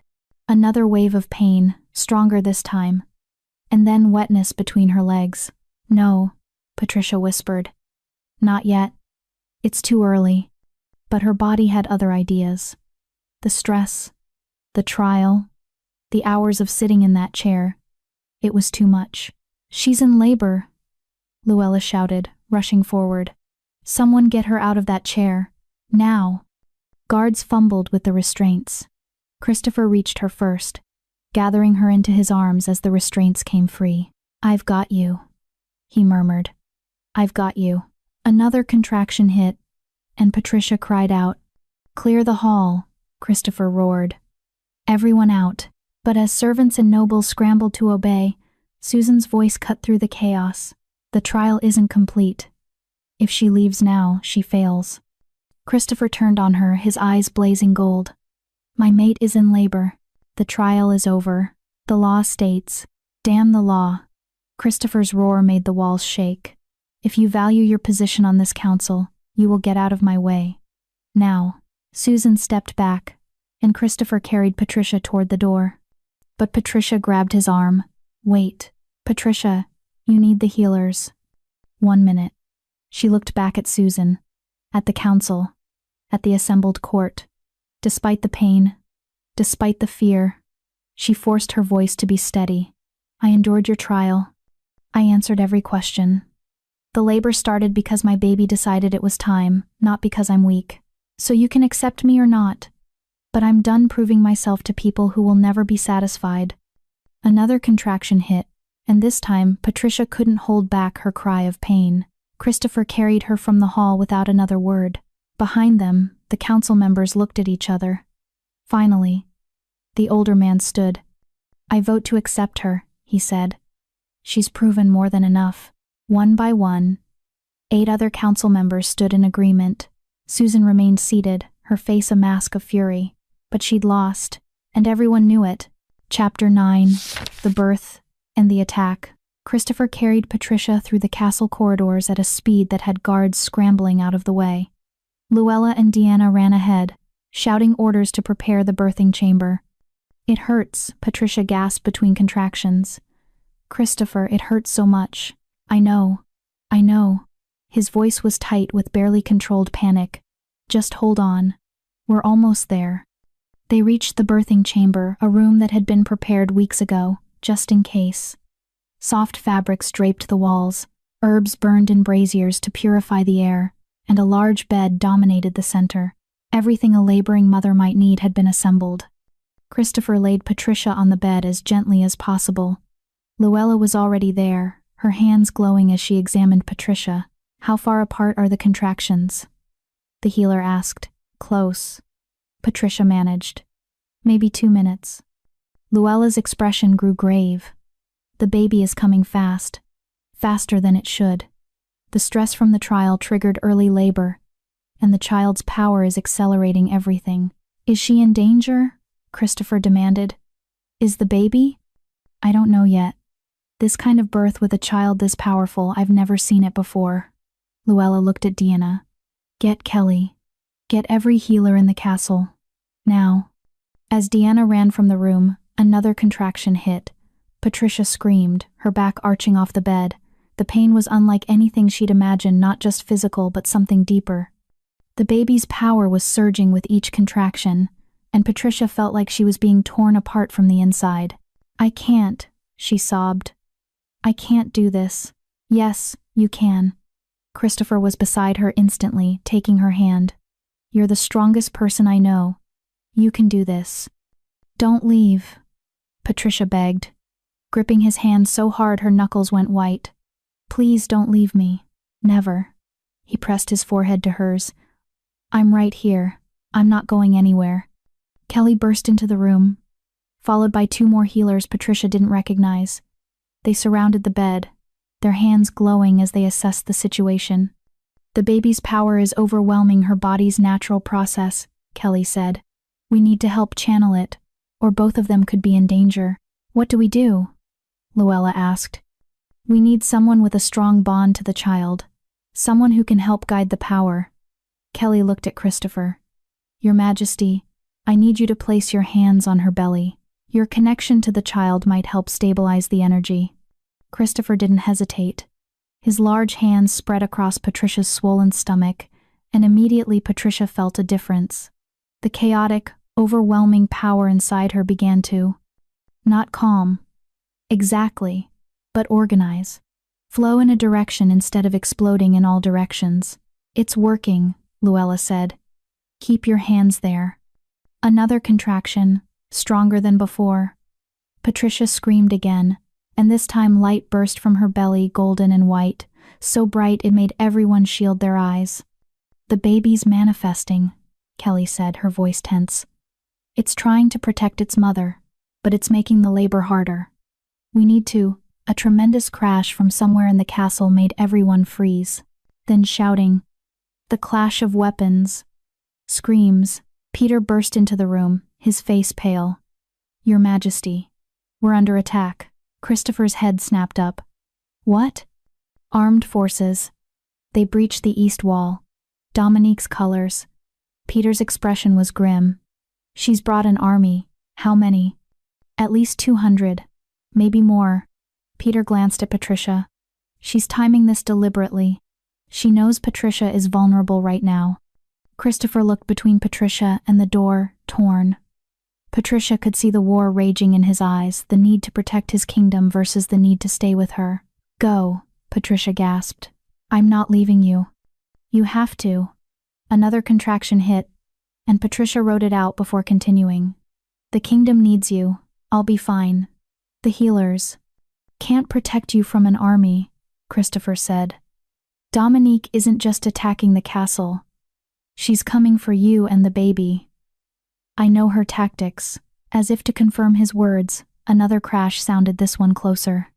They're heading for the royal wing, Peter said urgently. Your Majesty, we need to move Patricia. This chamber isn't defensible. I can't be moved, Patricia panted. The baby's coming now. If we try to move me, we could lose. She couldn't finish the sentence. Couldn't voice that fear. Christopher's jaw clenched. He turned to Peter. How many guards can you spare? 20 of our best. I'll position them outside this room. Do it. And Peter? Christopher's eyes flashed gold. Hold that line. No matter what. Yes, Your Majesty. Peter ran from the room, already shouting orders. Your Majesty, you need to go, Luella urged. If Dominique reaches the throne room before you do, she could claim, I know what she could claim. Christopher looked at Patricia, and she saw the agony in his expression. I'm sorry. I'm so sorry, but I have to. I know. Patricia squeezed his hand. Go, protect our kingdom. I'll protect our baby. He leaned down and kissed her fiercely. I love you. Do you hear me? I love you. And I'm coming back. I love you too, Patricia whispered. The words felt right, felt true, even in the midst of pain and fear. Christopher ran from the room.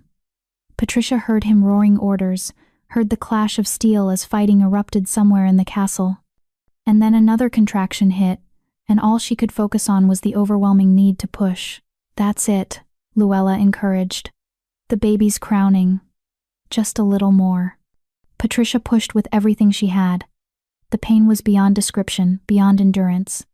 But underneath it, she felt something else, the baby's power, surging with her efforts, helping, in its own way. One more push, Kelly urged. Come on, Patricia, your baby wants to meet you. Patricia gathered every ounce of strength she had left and pushed. The baby slipped free in a rush of fluid and relief. For one terrible moment, there was silence. Then a cry strong and clear and undeniably powerful. The sound made the very air vibrate. It's a girl, Luella announced, placing the baby on Patricia's chest.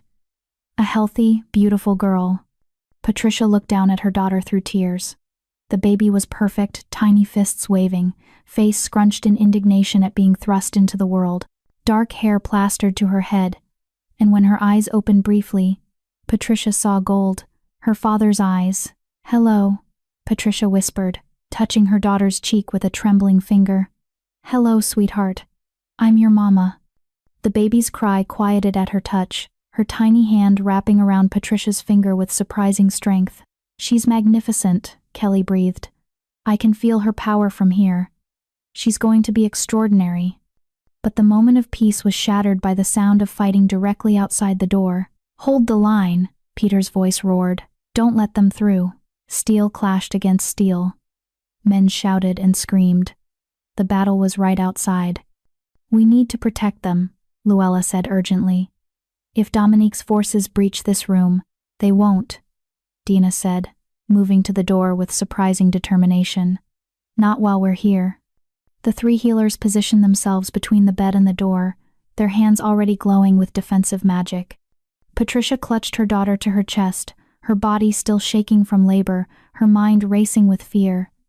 She could hear the battle raging, could hear Peter's voice growing hoarse with exertion, could hear the guards falling one by one. They were losing. Patricia looked down at her daughter, this tiny, perfect, powerful life she'd just brought into the world. The life she'd spent 8 months protecting, hiding, running to keep safe, and something inside her shifted. She was done running, done hiding, done letting others fight her battles. This was her child, her daughter, and no one, not Dominique, not the council, not anyone was going to take her. Patricia closed her eyes and reached for the power inside her, the first healer blood that Luella had identified. The ancient gift she'd never learned to control. But she didn't need control. She just needed to protect. The power answered her call like it had been waiting. It flooded through her body, mixing with the fierce protectiveness of a new mother, with the desperation of someone fighting for everything that mattered.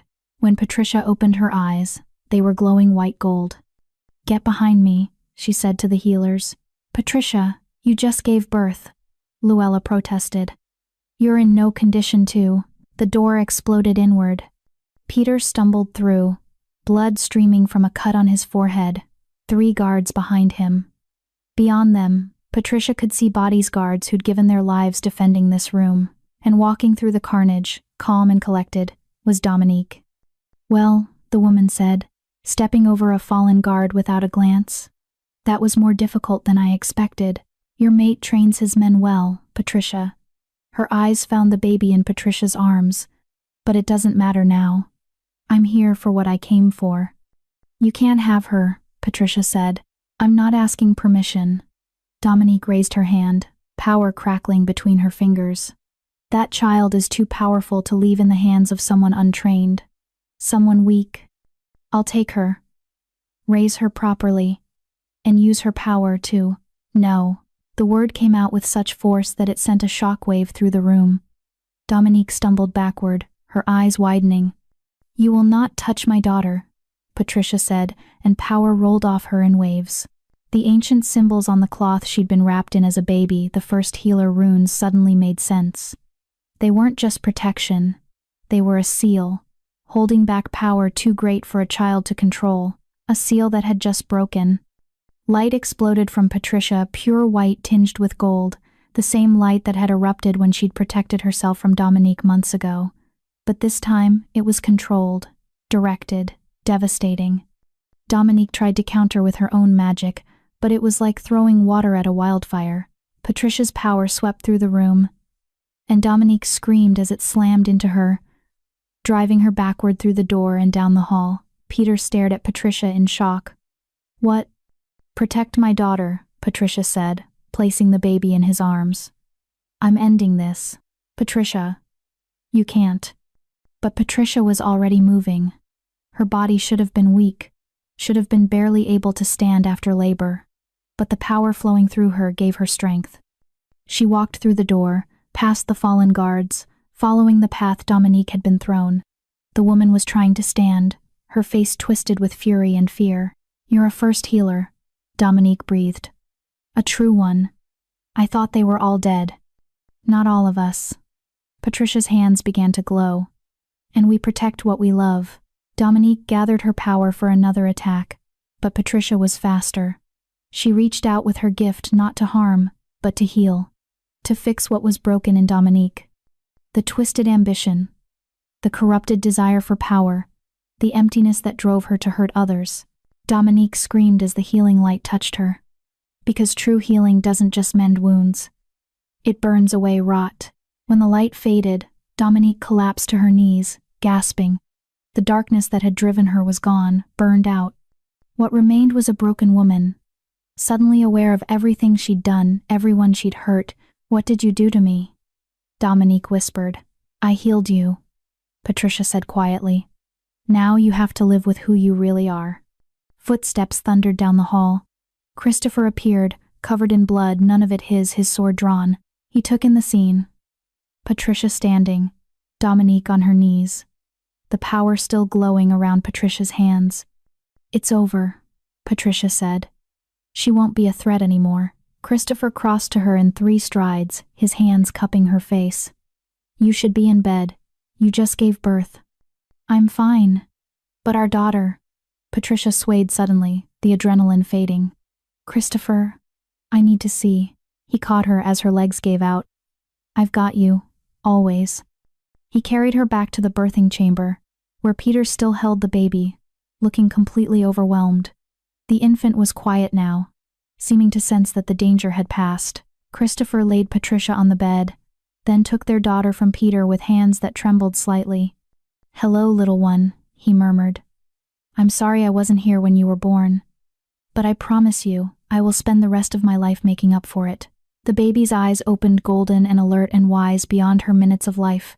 She looked at her father, and something passed between them. Recognition, understanding, love. Christopher brought her to Patricia, placing her back in her mother's arms. She's perfect, he said, his voice rough with emotion. You're both perfect. Patricia looked down at her daughter, at this tiny miracle who'd already survived so much. We need to name her. What do you want to call her? Patricia thought about the trial she'd endured, the battle she'd just fought, the power that had manifested to protect her child. She thought about being strong when she'd felt weak, being brave when she'd been terrified. Hope, she said softly. Her name is Hope. Christopher's eyes glistened. Hope. It's perfect. He leaned down and kissed Patricia gently, then placed a soft kiss on Hope's forehead. Welcome to the world, Hope, he whispered. Your mother and I have been waiting for you. And as Patricia held her daughter, with Christopher's arms around them both, she finally understood what she'd been running from all those months. Not a cage, not control, not loss of self, but this overwhelming, terrifying, beautiful thing called family, and she'd never run from it again. Chapter 10. The Claiming a New Beginning. 3 days later, Patricia sat in a chair by the window, Hope sleeping peacefully in her arms. The baby had proven remarkably calm since birth, crying only when hungry or uncomfortable, and already showing signs of the extraordinary power she carried. The castle had been in chaos since the attack. Dominique's forces had surrendered immediately when their leader fell. Most had been mercenaries, fighting for coin rather than loyalty, and they'd scattered once the battle turned. Dominique herself had been taken into custody, broken, stripped of her power, a shell of the woman who'd terrorized Patricia for months. Christopher had wanted to execute her. Patricia had asked for mercy instead. She can't hurt anyone now, Patricia had said, and killing her won't undo what she did. Let her live with the consequences of her choices. It had been one of her first decisions as Luna, and Christopher had honored it. Now, as Patricia watched the sunrise paint the sky in shades of gold and pink, she heard the door open quietly behind her. You should be resting, Christopher said, crossing to her. He was dressed formally, silver and black, that marked him as the Alpha King. The healers said at least a week of bed rest. I've been in bed for 3 days. Any longer and I'll go mad. Patricia looked up at him. Besides, Hope needs to see the world she was born into. Christopher smiled, touching their daughter's cheek with one finger. Hope stirred but didn't wake, her tiny hand curling around his finger in sleep. "The council is assembled," he said quietly. "They're waiting." Patricia's stomach tightened. "Already? They've been patient." "Well, most of them." Christopher's expression darkened. "Susan has been particularly vocal about wanting a formal acknowledgement." "Of course she has." Patricia looked down at Hope. "Is it too soon? She's only 3 days old." "It's not too soon." Christopher knelt beside the chair. "But if you need more time, I can delay it. Tell them you're still recovering." Patricia considered. She was still weak from the birth, still learning how to be a mother, still processing everything that had happened. But she also knew that delay would only give Susan and others more ammunition. And after what she'd done during the attack, manifesting power she hadn't known she possessed, defending her child against an army the court had been buzzing with whispers, some awed, some fearful, all speculating about what it meant. It was time to face them. Time to claim her place. Not as someone thrust into power by circumstance, but as someone who'd earned it through trial and blood. "I'm ready," Patricia said. "Let's do this." The great hall was packed.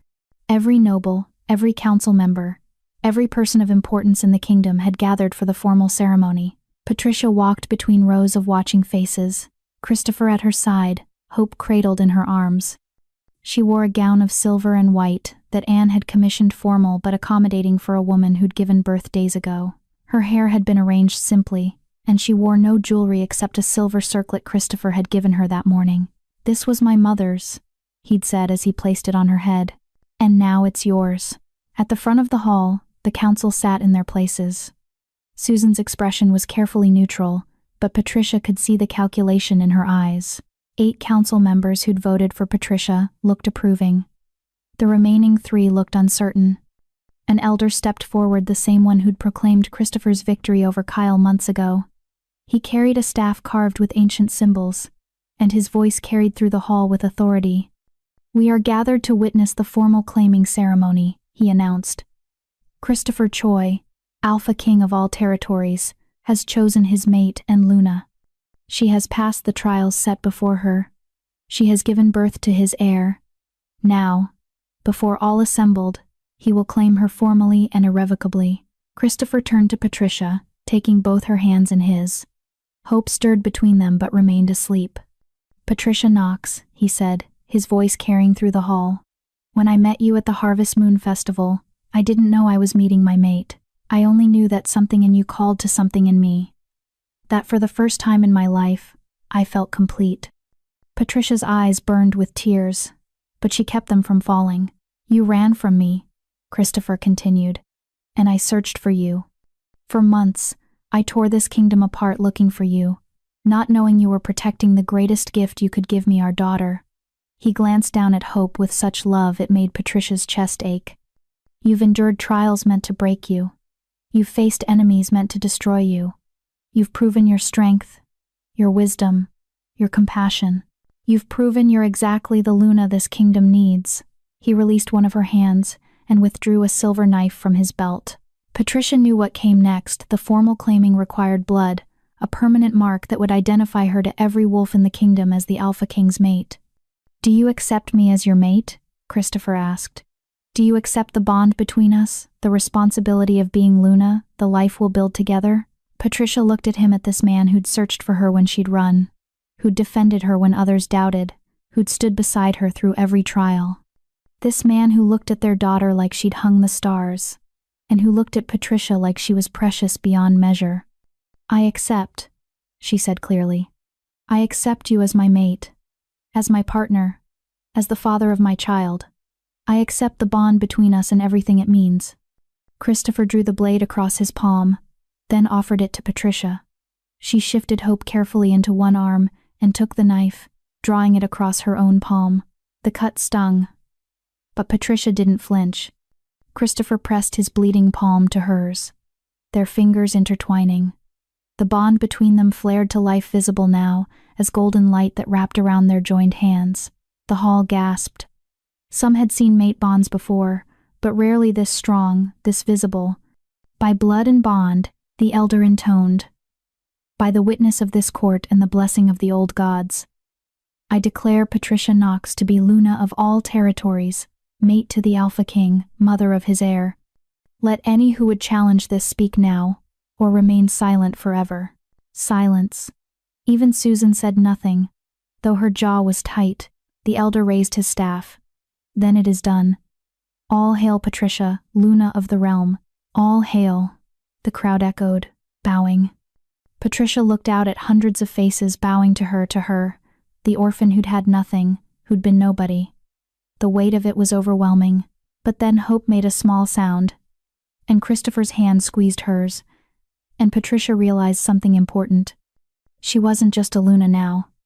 She was a mother, a mate, a woman who'd found her place after a lifetime of searching, and that mattered more than any title. After the ceremony, there was a feast. Patricia sat beside Christopher at the high table, Hope sleeping in a cradle that had been placed between their chairs. Nobles approached throughout the evening to offer congratulations and gifts for the baby. Patricia accepted them all with grace, though exhaustion pulled at her. "You're tired," Christopher murmured. "We can leave." "Not yet." Patricia forced a smile. "This is important. You're more important." But he didn't push, just kept his hand on hers, a steady presence. Susan approached near the end of the evening. Patricia tensed, but the councilwoman's expression was not warm. "Exactly, but less hostile than before." "Luna Patricia," Susan said formally. "I wanted to offer my congratulations on your daughter's birth." "Thank you, counselor." Susan hesitated, then continued. "I also wanted to apologize for the harshness of the trial. I allowed my personal disappointments to color my judgment. It wasn't a full apology," Patricia noticed. Susan was still proud, still certain of her own worth. But it was something. "I appreciate that," Patricia said carefully. "And I hope we can work together going forward. For the good of the kingdom." Susan's lips tightened, but she nodded. "For the good of the kingdom." She glanced at Hope. "Your daughter is remarkable. I can sense her power even now. She'll need careful guidance as she grows." "She'll have it," Christopher said, his voice carrying a warning. "From both her parents." Susan bowed and retreated. Patricia let out a breath she hadn't realized she'd been holding. "That went better than expected," she murmured. "She's smart enough to know when she's lost," Christopher replied. "And you've proven you're not someone to underestimate." Late that night, in their private chambers, Patricia finally allowed herself to rest. Hope lay in her cradle beside the bed, sleeping peacefully. Christopher had dismissed the servants, wanting this time to be just the three of them. He sat on the edge of the bed, watching Patricia with an expression she was learning to recognize, wonder mixed with fierce protectiveness. "What are you thinking?" she asked. "That 9 months ago, I was a king with everything except what mattered most. And now," he looked at Hope, then back at Patricia. "Now I have everything." Patricia reached for his hand. "I'm sorry I ran. I'm sorry I wasted so much time being afraid. You were protecting yourself, protecting her." Christopher brought her hand to his lips. "I understand why you did it. I just wish you'd trusted me sooner." "I didn't trust myself," Patricia admitted. "I didn't believe I could be enough for you, for this life. Sometimes I still don't." "Patricia." Christopher moved fully onto the bed, gathering her carefully into his arms. "You're more than enough.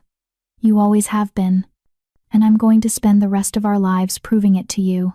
He kissed her then, gentle and deep, full of promise and love. When they parted, Patricia rested her head on his chest, listening to his heartbeat. "I love you," she whispered. "I don't think I've said it enough. But I do. I love you." "I love you too," Christopher murmured into her hair. "Both of you. My mate. My Luna. My family." Hope made a small sound from her cradle, and Christopher reluctantly pulled away to check on her. He lifted their daughter carefully, and Patricia watched as he held her against his chest, swaying slightly. "She has your eyes," Patricia said softly. "And your determination." Christopher smiled. "She's going to be formidable. She's going to be loved," Patricia corrected. "That's what matters most." Christopher brought Hope back to the bed, and the three of them lay together, Christopher on one side, Patricia on the other. Hope between them, the baby's tiny hand wrapped around Patricia's finger. and her other hand found Christopher's. "This is what I dreamed of," Patricia whispered. "All those nights on the road, hiding and afraid. I dreamed of this. Being safe, being loved, having a family." "You have it now," Christopher said. "And I promise you I will never let anything threaten that. You and Hope are my world. Everything else is just details." 6 months later, Patricia stood in the castle gardens, watching Hope attempt to crawl. At 6 months old, their daughter was already showing signs of being advanced, alert, strong, curious about everything. And her power, while still mostly dormant, occasionally manifested in small ways. Objects moved when she reached for them. Lights flickered when she cried. The healers said it was normal for a child with her bloodline, but Patricia still found it both amazing and terrifying. "She'll be walking by 8 months, Luella had predicted, and manifesting her first shift by age 2. Hope is going to rewrite everything we know about alpha development." Hope babbled something that might have been Mama, and Patricia's heart melted. She knelt beside her daughter, helping her move forward. "That's it, sweetheart. You're so strong, just like her mother," Christopher said, approaching from the castle. Patricia looked up and smiled. He still made her heart race, even after all these months, even after everything they'd been through. "How was the council meeting?" she asked. "Long, tedious." Susan tried to argue about tax allocation for an hour.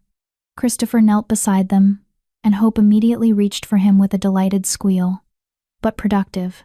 We approved funding for 3 new schools in the outer villages." Patricia's idea. One of many changes she'd implemented since becoming Luna. Schools for common children. Better support for orphanages. Laws protecting workers from exploitation by nobles.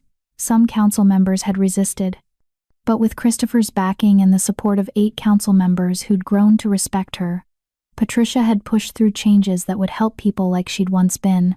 "The school in Millbrook opens next month," Christopher continued, lifting Hope into the air. She giggled, her tiny fists waving.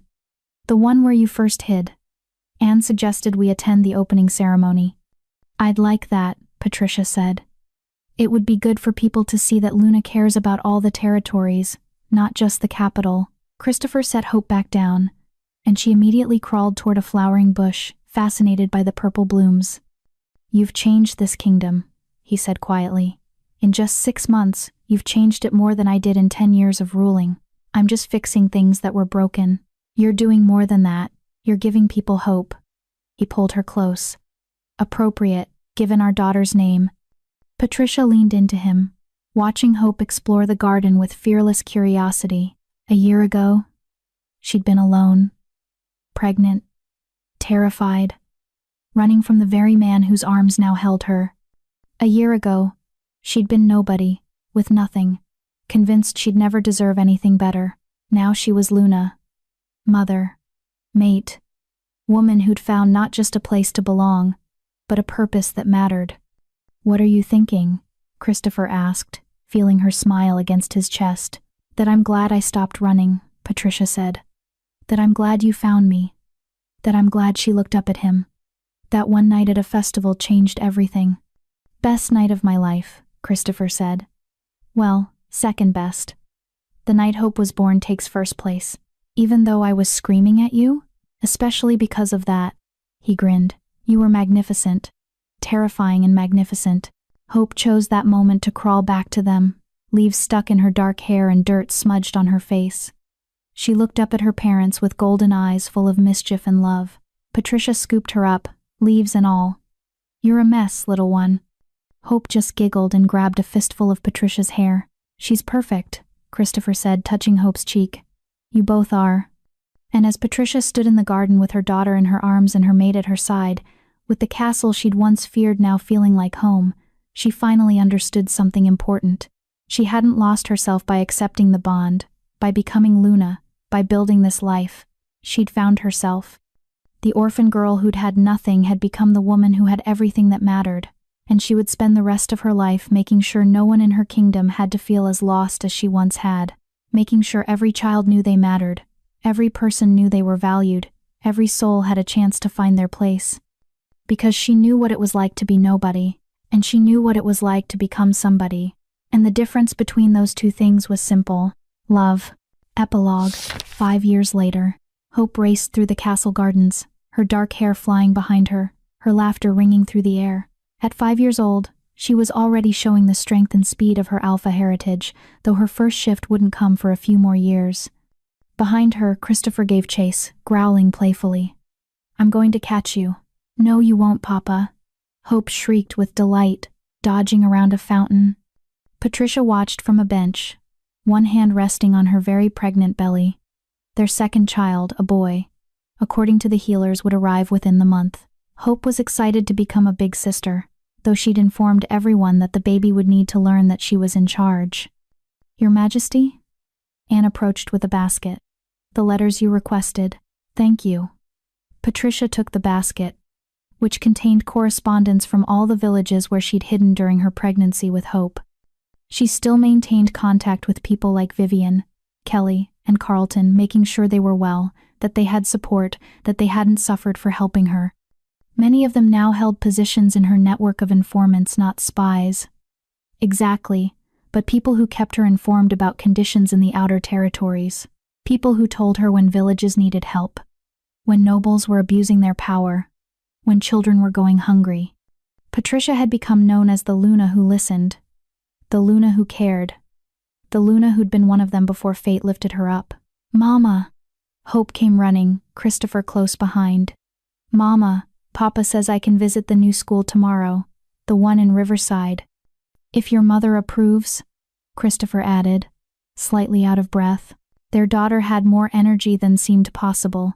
"I think that's a wonderful idea," Patricia said, pulling Hope onto her lap, or as close to her lap as her belly allowed. "You can tell the children what it's like to learn to read and write."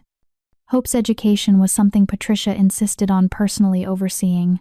Their daughter would learn to read and write, yes, but also to understand that knowledge was privilege, and privilege came with responsibility. "And I can tell them about the baby." Hope placed her small hand on Patricia's belly. "He kicked me yesterday." "Did you feel it, Mama?" "I felt it," Patricia laughed. "He's very active." "Like his sister," Christopher said, sitting beside them. His hand joined Hope's on Patricia's stomach, and the baby kicked again, as if recognizing his father's touch. Hope leaned against Patricia's shoulder, suddenly serious. "Mama, will you tell me the story again? About how you and Papa met?" It was her favorite story, how Patricia had been at a festival, how she'd met a stranger in the darkness, how they'd fallen in love without knowing who the other person was. Patricia had adapted it slightly for a 5-year-old's understanding, leaving out the parts about running and hiding in the dangerous chase that followed. Those details could wait until Hope was older. "Once upon a time," Patricia began, and Hope settled in to listen to the tale she'd heard 100 times but never tired of hearing. As Patricia told the story, with Christopher's arm around her shoulders and Hope's head on her chest and their son moving in her belly, she thought about how far she'd come from that terrified girl at the festival. She'd run because she was afraid. She'd stopped running because she was loved.